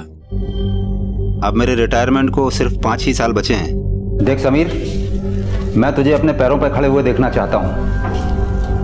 दुनिया भी उसी का साथ देती है जो उनका साथ दे। अरे जिस तरह से तू चल रहा है ना, उस तरह से तू अपना ही साथ देने के लायक नहीं बचेगा। क्या रोज रोज की खिटखिट लगा के रखी है? अरे जिससे तू खिटखिट बोल रहा है ना, बड़ा होने के नाते समझा रहा हूँ। पॉलिटेक्निक के कोर्स के लिए तुझे पैसे दिए थे, अपने निकम्मे दोस्तों के साथ तूने उड़ा दिए। जिंदगी मेरी है और मुझे खुद पता है मुझे कौन सी टेक्निक कहाँ लगानी है। और आपने ये रोज रोज की ना लेक्चरबाजी बंद कर दो। अरे और कुछ नहीं तो अपनी इस छोटी बहन का ख्याल कर। कैसे करेगा इसका निकाह? मैं क्यों करूंगा इसका निकाह? आपने पैदा किया है ना, तो आप करेंगे इसका निकाह। और पैसे की इतनी फिक्र हो रही है ना, तो अम्मी को इतनी महंगी गोलियां देने के साथ साथ एक 4 रुपए की सल्फास की गोली दे दो। पैसे भी बचेंगे और उन्हें जन्नत भी नसीब होगी। आप ज्यादा परेशान मत होइए, समीर अपनी जिम्मेदारियों को समझ जाएगा। अरे कब समझेगा अपनी जिम्मेदारियों को? मैंने तो सारी उम्मीद ही खो दी है। अभी भी एक उम्मीद बाकी है। ऐसा करते हैं, उसका निकाह करा देते हैं। बीवी और बच्चों का बोझ इंसान को जिम्मेदार बना देता है। और फिर मेरी बीवी ने मुझे सलाह दी, किसी अच्छी लड़की को देखकर समीर के साथ उसका निकाह करा दीजिए। पहले मैं इस सलाह के बिल्कुल खिलाफ था। मैं नहीं चाहता था कि किसी भी लड़की की जिंदगी समीर के साथ बर्बाद हो। और फिर मुझे बीवी की जिद के सामने घुटने टेकने पड़े। मुझे भी उसकी जिद में एक उम्मीद की किरण दिखाई दी और फिर हमने समीर का निकाह सबीना के साथ करवा दिया।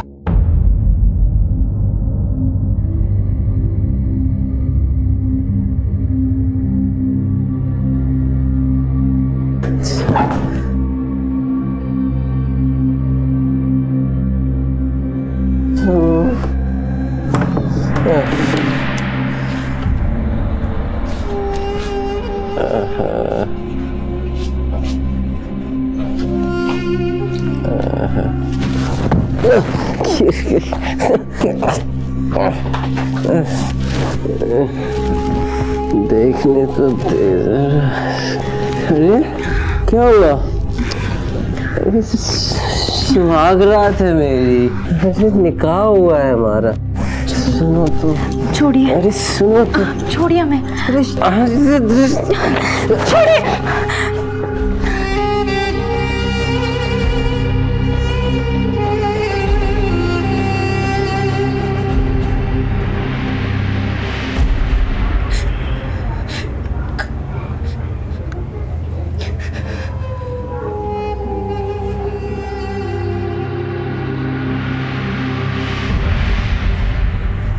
अरे नूर, तुम ये सब क्यों कर रही हो?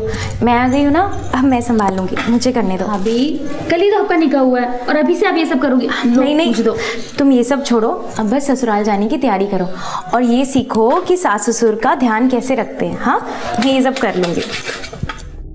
अरे भाभी, ये आपका हाथ कैसे कट गया? वो रुखसती के वक्त इधर उधर कहीं से लग गया होगा, ध्यान नहीं रहा ना। ये चाय हो गई? हाँ भाभी, मैं अम्मी अबू को चाय देती हूँ, आप सब्जी काट। हाँ हाँ हाँ बिल्कुल।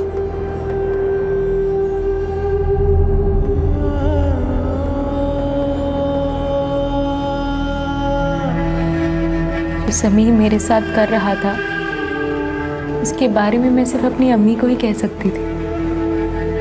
जब मैंने अम्मी को सब बताया तो उन्होंने मेरी इस बात को तवज्जो ही नहीं दी। उनका कहना था कि हर निकाह में ये सब होता रहता है, मेरा निकाह नया है इसीलिए शायद मुझे ये सब अजीब लग रहा है। अम्मी ने कहा कि मैं सब कुछ भुलाकर अपने रिश्ते में आगे बढ़ने की कोशिश करूं, लेकिन समीर ने मुझे सब कुछ भुलाने नहीं दिया।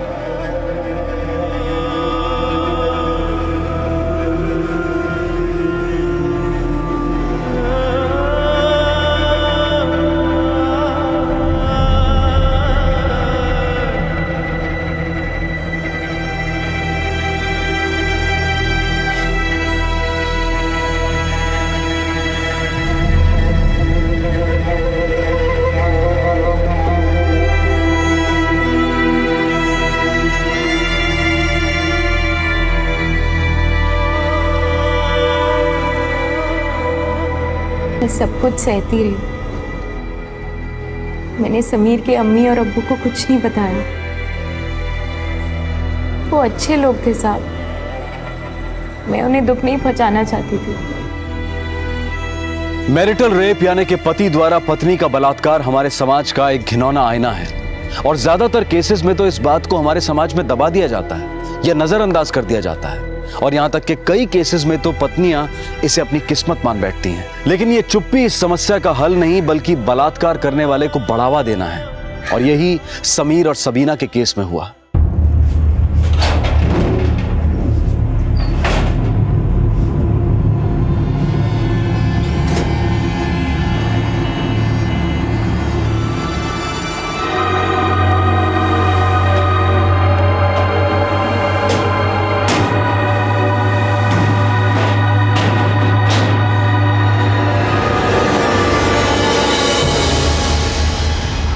हमारे एक गलत फैसले से सबीना की जिंदगी बर्बाद हो गई।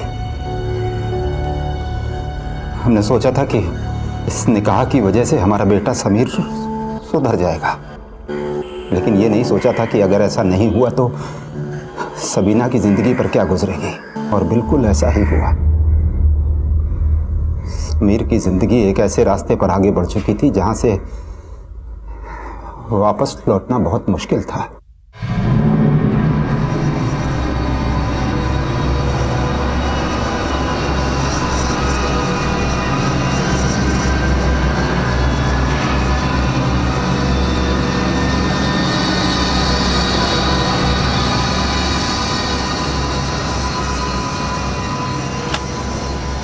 मेरे खून पसीने की कमाई है, तुझे अय्याशी में उड़ाने नहीं दूंगा मैं।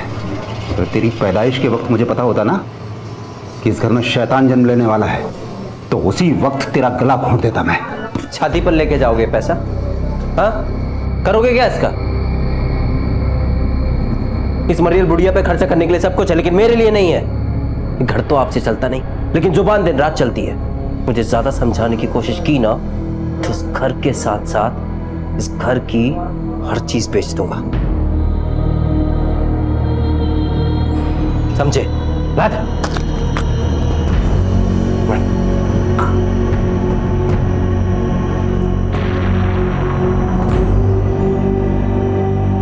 समीर की वो आदतें, उसका गुस्सा, उसका पागलपन, इन सबसे कहीं ना कहीं घर को खतरा था, जो मुझे अब साफ साफ महसूस हो रहा था। आज उसने पैसे चुराकर हमारे साथ बदतमीजी की, कल को घर के सारे पैसे खत्म हो जाते, वो किसी भी नीच हरकत पर उतर सकता था। वो मेरी बेटी नूर को भी भेज सकता था और ये मैं बिल्कुल बर्दाश्त नहीं कर पाता। मैंने हर नाकाम कोशिश की उसकी गंदी आदतों को खत्म करने की, लेकिन उसकी गंदी आदतें खत्म नहीं हुई, इसीलिए मैंने उसे खत्म कर दिया, मार दिया उसे, मार दिया उसे।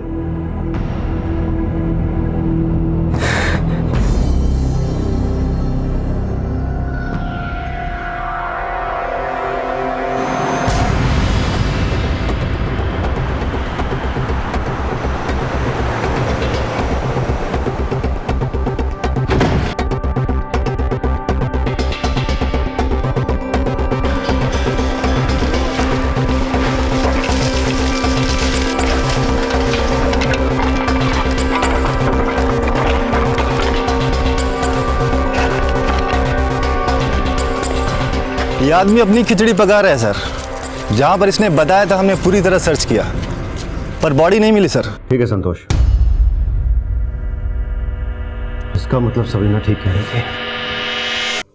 रहमत ये सब उसे बचाने के लिए कर रहा है। मैं सब कुछ सहती रही, ये सोचकर कि शायद एक दिन सब कुछ ठीक हो जाएगा। मुझे लगा साहब समीर को अकल आ जाएगी, वो एक दिन सुधर जाएगा। लेकिन इस बार जो उसने किया, मैं उसे बर्दाश्त नहीं कर पाई।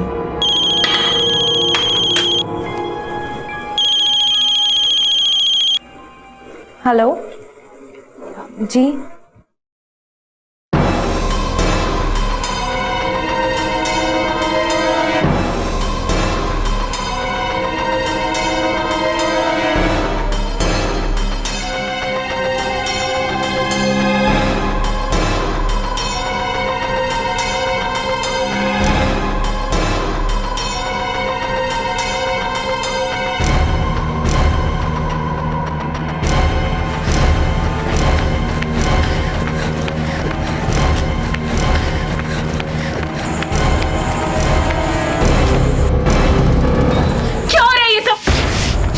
चाहिए आपको? घर के बाद ये सब शराब क्या कम थी जो तुम की फांसी में उतर आए?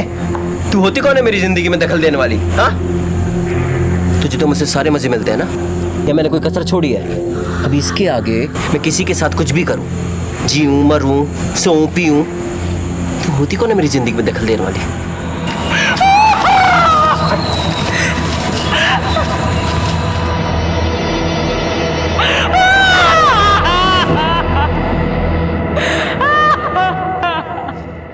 जो जिल्लत में बंद कमरे में सहती रही, वो अब पूरी दुनिया के सामने थी।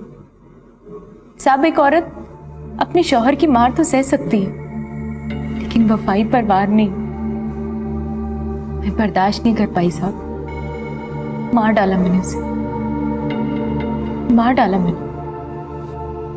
सबीना, तुमने अपने पति को कहां मारा और कहां ठिकाने लगाया उसकी लाश को?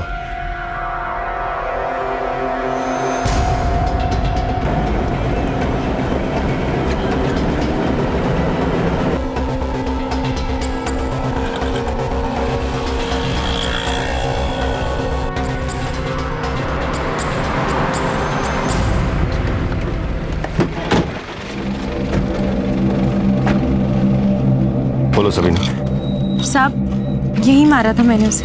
हाँ मारा था, तो फिर लाश किधर है? मालूम नहीं साहब, यही होनी चाहिए थी। सुमन, एक काम करो, सारी एरिया चेक करो।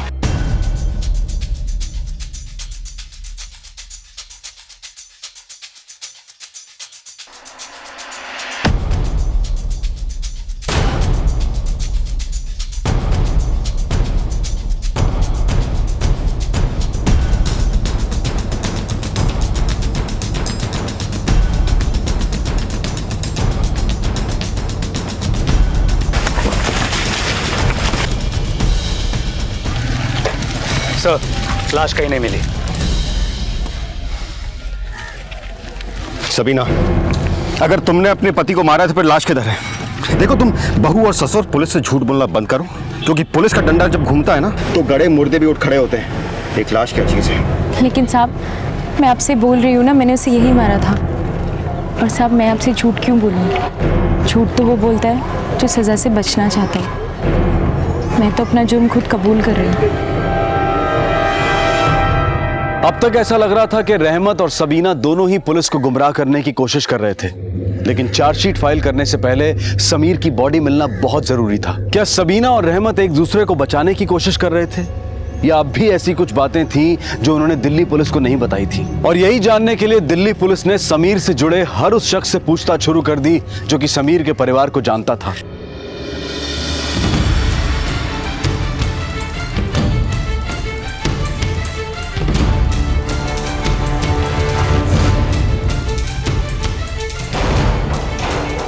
अंदर जाओ, अंदर जाओ।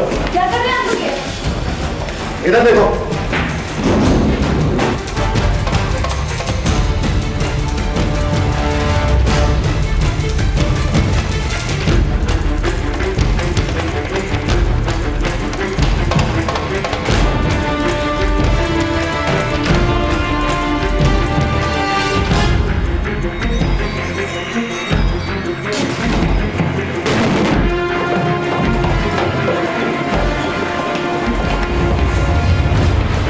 साहिब कहीं भी कुछ नहीं मिला।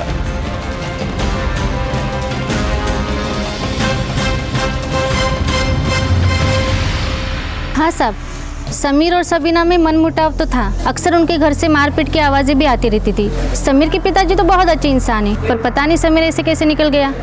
अक्सर शराब पीकर हंगामा करना जैसे उसकी रोज़ की आदत हो गई थी। नशे में तो किसी को भी गालियां देने लगता था साहब। हम लोग तो उससे परेशान हो गए थे। एक रात को तो मेरे घर के बाहर आकर उसने बहुत सारी गालियां दी। रहमत भाई तो उससे परेशान हो गए थे। उनका तो घर से निकलना मुश्किल कर दिया था उसने। झगड़ा तो उसका सबके साथ होता था साहब। बीबी को मारता था। एक रोज तो उसने रहमत चाचा को भी मारा था। हमेशा शराब के नशे में धुत रहता था। उस रोज तो रात को भी उसने रहमत चाचा के साथ झगड़ा किया था। सर ये केस खुद चल के हमारे पुलिस स्टेशन आता है और 2 लोग खुद को मुजरिम बताते हैं। समीर के बारे में जो इन दोनों ने बताया, पड़ोसियों के स्टेटमेंट के हिसाब से समीर बिल्कुल वैसे ही था। लेकिन सर क्या ये हो सकता है कि ये दोनों हमसे कुछ छुपा रहे हो? ये हो सकता है कि समीर मिसिंग हो, मरा नहीं है। और अगर वो मरा है तो उसकी लाश कहाँ है? क्योंकि सर जब तक हमें लाश नहीं मिलती हम कैसे मान लें कि समीर मर चुका है? सुमंत, यही तो जानना है कि आखिर समीर की लाश गई कहाँ। और यहाँ ये दोनों सबीना और रहमत खुद की अपनी खिचड़ी पकाए जा रहे हैं। इस पूरी स्टोरी में कोई तीसरी कड़ी जरूर है जिसका पता हमें जल्द से जल्द लगाना होगा ये सारी गुत्थी सुलझाने के लिए। आप दोनों के बताए जगहों पे तो बॉडी मिली नहीं, तो बॉडी को आसमान खा गया कि जमीन निकल गई? आखिर हुआ क्या? अब तो ऐसा लगता है कि आप दोनों के बाद समीर खुद आकर यहाँ पर अपने मर्डर की बात कबूलेगा। आखिर माजरा क्या है रहमत साहब? क्यों झूठ बोल के हमें घुमा रहे हो? अपनी उम्र का लिहाज करो। अच्छा नहीं लगेगा इस उम्र में अगर हमें अपने स्टाइल में आपको घुमाना पड़े तो। अब मैंने ही मारा है अपने बेटे को। मैं आपसे झूठ क्यों बोलूंगा? और झूठ बोलकर फायदा क्या होगा? आपको मेरी बात पर भरोसा नहीं है तो अनीस से पूछ लीजिए।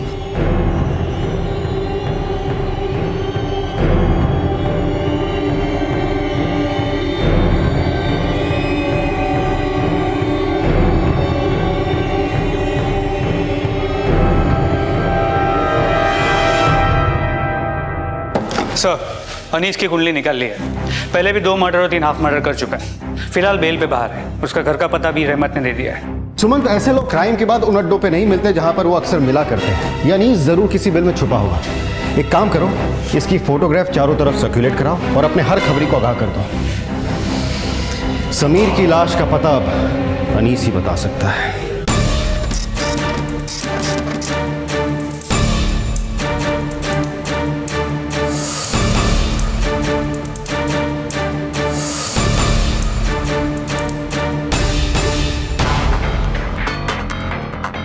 अनीस कहाँ है? पता नहीं साहब, 3 दिन से घर नहीं आया। हम लोग भी चिंता कर रहे हैं। अगर वो आपको कांटेक्ट करता है तो सबसे पहले आप हमें बताएंगे।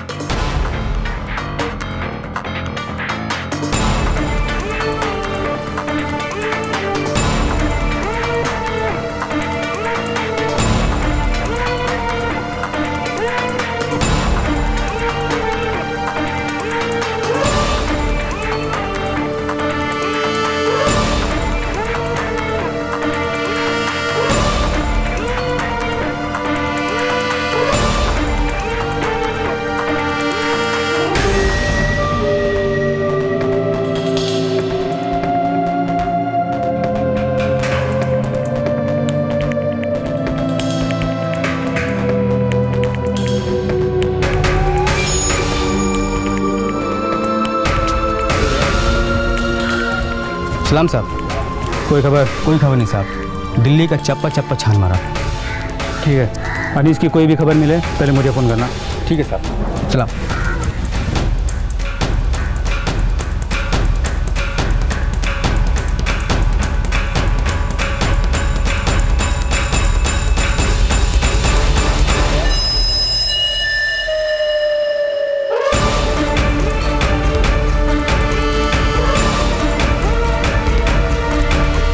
अनीस हो रहा।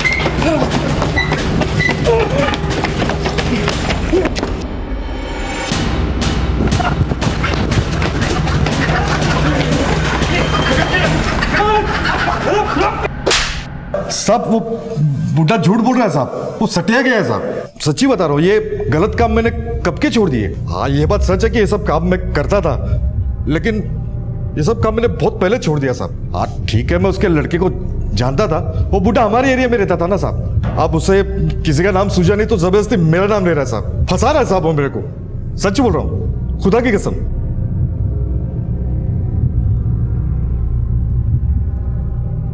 अब तक इस केस में जितने भी नाम सामने आए थे उनमें से किसी को भी मुजरिम साबित करना आसान नहीं था, क्योंकि दिल्ली पुलिस के पास अब तक कोई ऐसा ठोस सबूत नहीं था जिसके आधार पर किसी को अरेस्ट किया जा सके। और कानूनन अब पुलिस इन तीनों को 24 घंटे से ज्यादा नहीं रोक सकती थी, इसलिए मजबूरन उन्हें सबीना, रहमत और अनीस को छोड़ना पड़ा।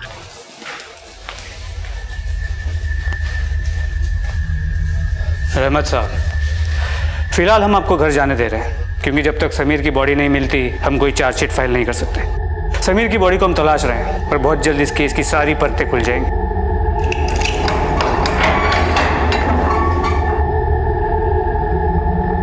अनीस, अभी तुझे जाने दे रहा हूँ, क्योंकि हम अब भी डेड बॉडी की तलाश कर रहे हैं, जिसके बिना केस आगे नहीं बढ़ सकता। लेकिन तू जब तक बेल पर बाहर है ना, इस थाने में शक्ल दिखाते रहना। हाँ साहब, शक्ल दिखाते रहूंगा साहब।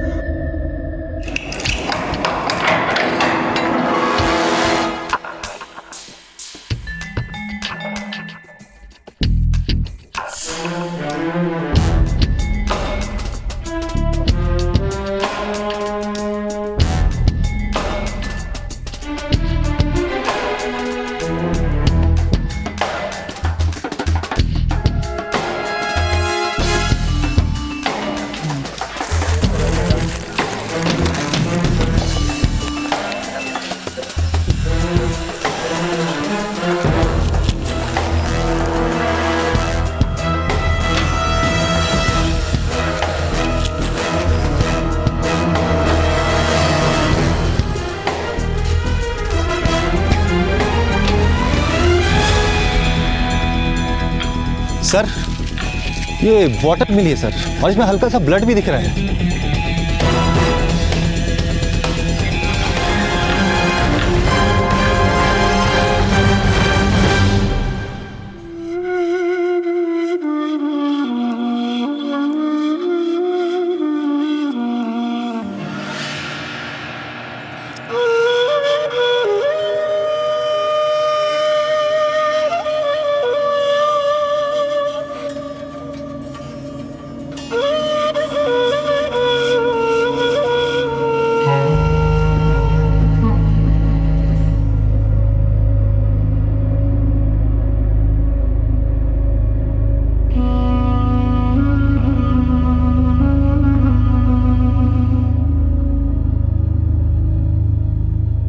मैंने कहा ना, पुलिस के सामने मैं जाऊंगा। सारी गलती मेरी है, सजा भी मुझे मिलनी चाहिए। नहीं अब्बू, मैं ऐसा नहीं होने दूंगी। अम्मी और नूर का ध्यान कौन रखेगा? क्या नूर से कोई निकाह करेगा जब सबको ये पता चलेगा कि समीर को आपने मारा है? नहीं अब्बू, ये सही नहीं है। सबीना, एक बार मैं तुम्हें दलदल में धकेल चुका हूँ, अब दोबारा ऐसा नहीं होने दूंगा। मैं अपने बाप होने का फर्ज सही तरीके से नहीं निभा पाया। अगर मैं ये फर्ज सही तरीके से निभाता तो आज ये दिन नहीं देखना पड़ता। मैं जा रहा हूँ, तुम नूर और अम्मी का ख्याल रखना। अब्बू अब्बू अब्बू सुनिए अब्बू। अम्मी, नूर, तुम बिल्कुल भी फिक्र मत करो। अब्बू बहुत जल्द घर वापस आ जाएंगे। मैं हूँ ना, मैं छुड़वाऊंगी अब्बू को। तुम अपना और अम्मी का ध्यान रखो, मैं सब संभाल लूंगी। वैसे भी इस घर को अब्बू की बहुत ज़रूरत है। मैं सब संभाल लूंगी। भाभी सुनिए तो।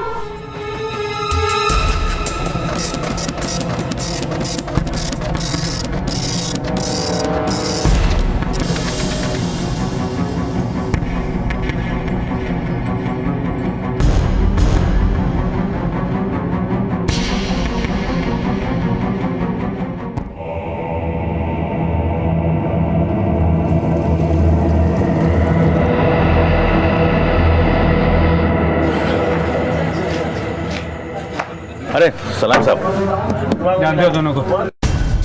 हाँ, ये दोनों तो हमारे परमानेंट कस्टमर हैं। ये समीर है और ये अनीस है। आखिरी बार कब आए थे? ये कोई 4-5 दिन पहले, लेकिन उसके बाद नहीं आए। साथ में आए थे?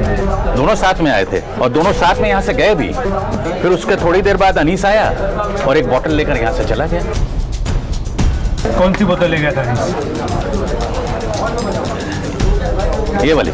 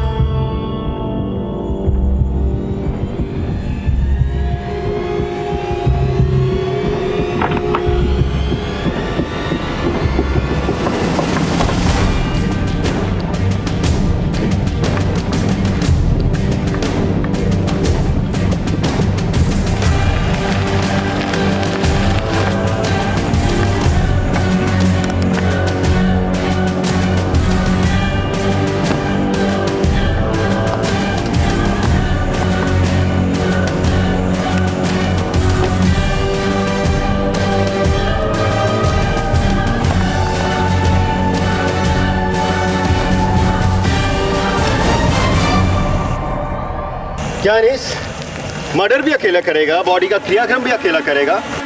बड़ा खुदगर्ज टाइप का है रे तू। थाने तो साथ साथ चलेगा ना? पकड़ उसको, पकड़।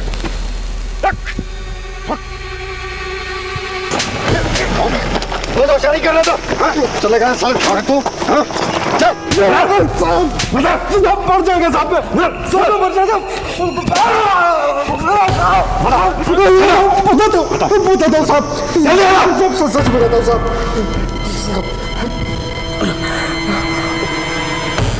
मैंने समीर को मारा था साहब, लेकिन इसकी सुपारी रहमत चाचा ने दी थी साहब। एक दिन वो घर पे आए थे साहब।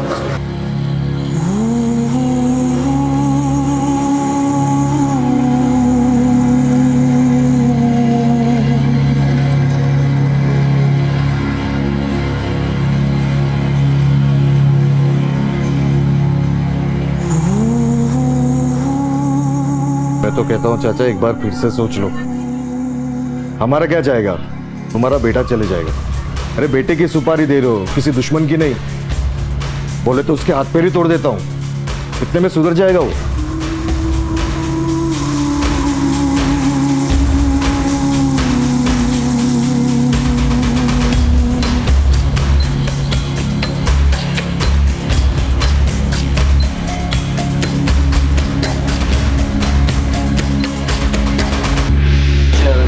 चल मीस, ज्यादा हो गई आज।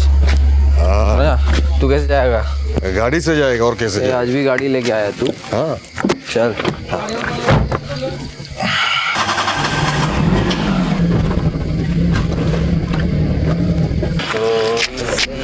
तो डाल दो शीला, फिर मैं घर चला जा मुन्नी को लेके।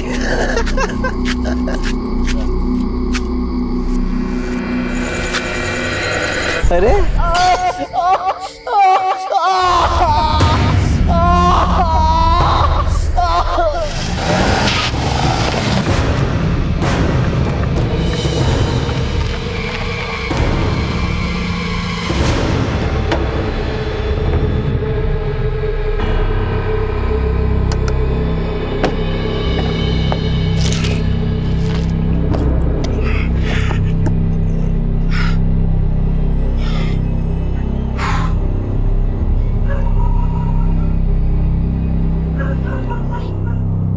तो फिर लाश जलाने की नौबत क्यों आई?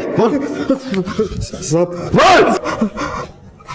आप लोगों को मुझ पे शक हो गया था, इसलिए मैं भी डर गया था साहब। इसलिए मैंने फैसला किया कि लाश को जला डालूं साहब। तो साहब वो लाश ही नहीं रहेगी तो फिर सबूत ही नहीं रहेगा ना साहब।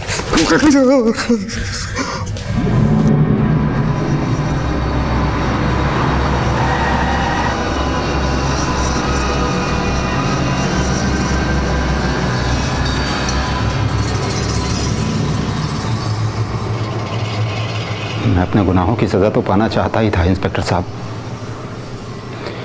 लेकिन मेरा गुनाह सिर्फ उतना नहीं है जिसकी कोर्ट सजा देगा। मैंने सबीना की जिंदगी बर्बाद की है। मैं समीर को गलत रास्ते पर जाने से रोक न सका।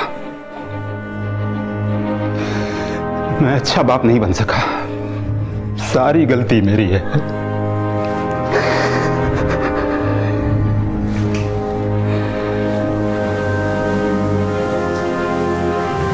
अब्बू, अब्बू।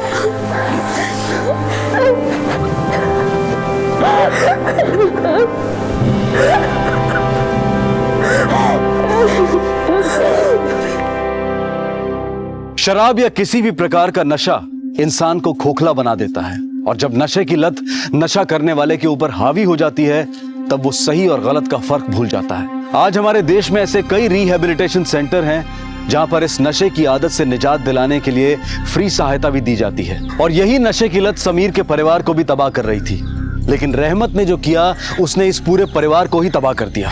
हम सभी अपने परिवार से प्यार करते हैं और उनकी सुरक्षा हमारी जिम्मेदारी है, लेकिन उसकी कीमत किसी की जान नहीं हो सकती।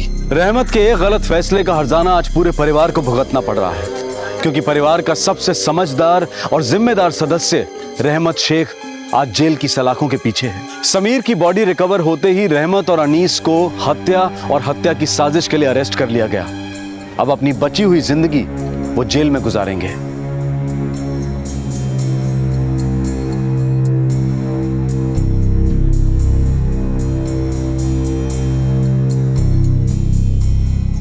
रहमत का फैसला आज उसके लिए एक सबक बन गया और हम सब के लिए सीख कि कैसे गलत फैसला पूरे परिवार को तबाह कर सकता है।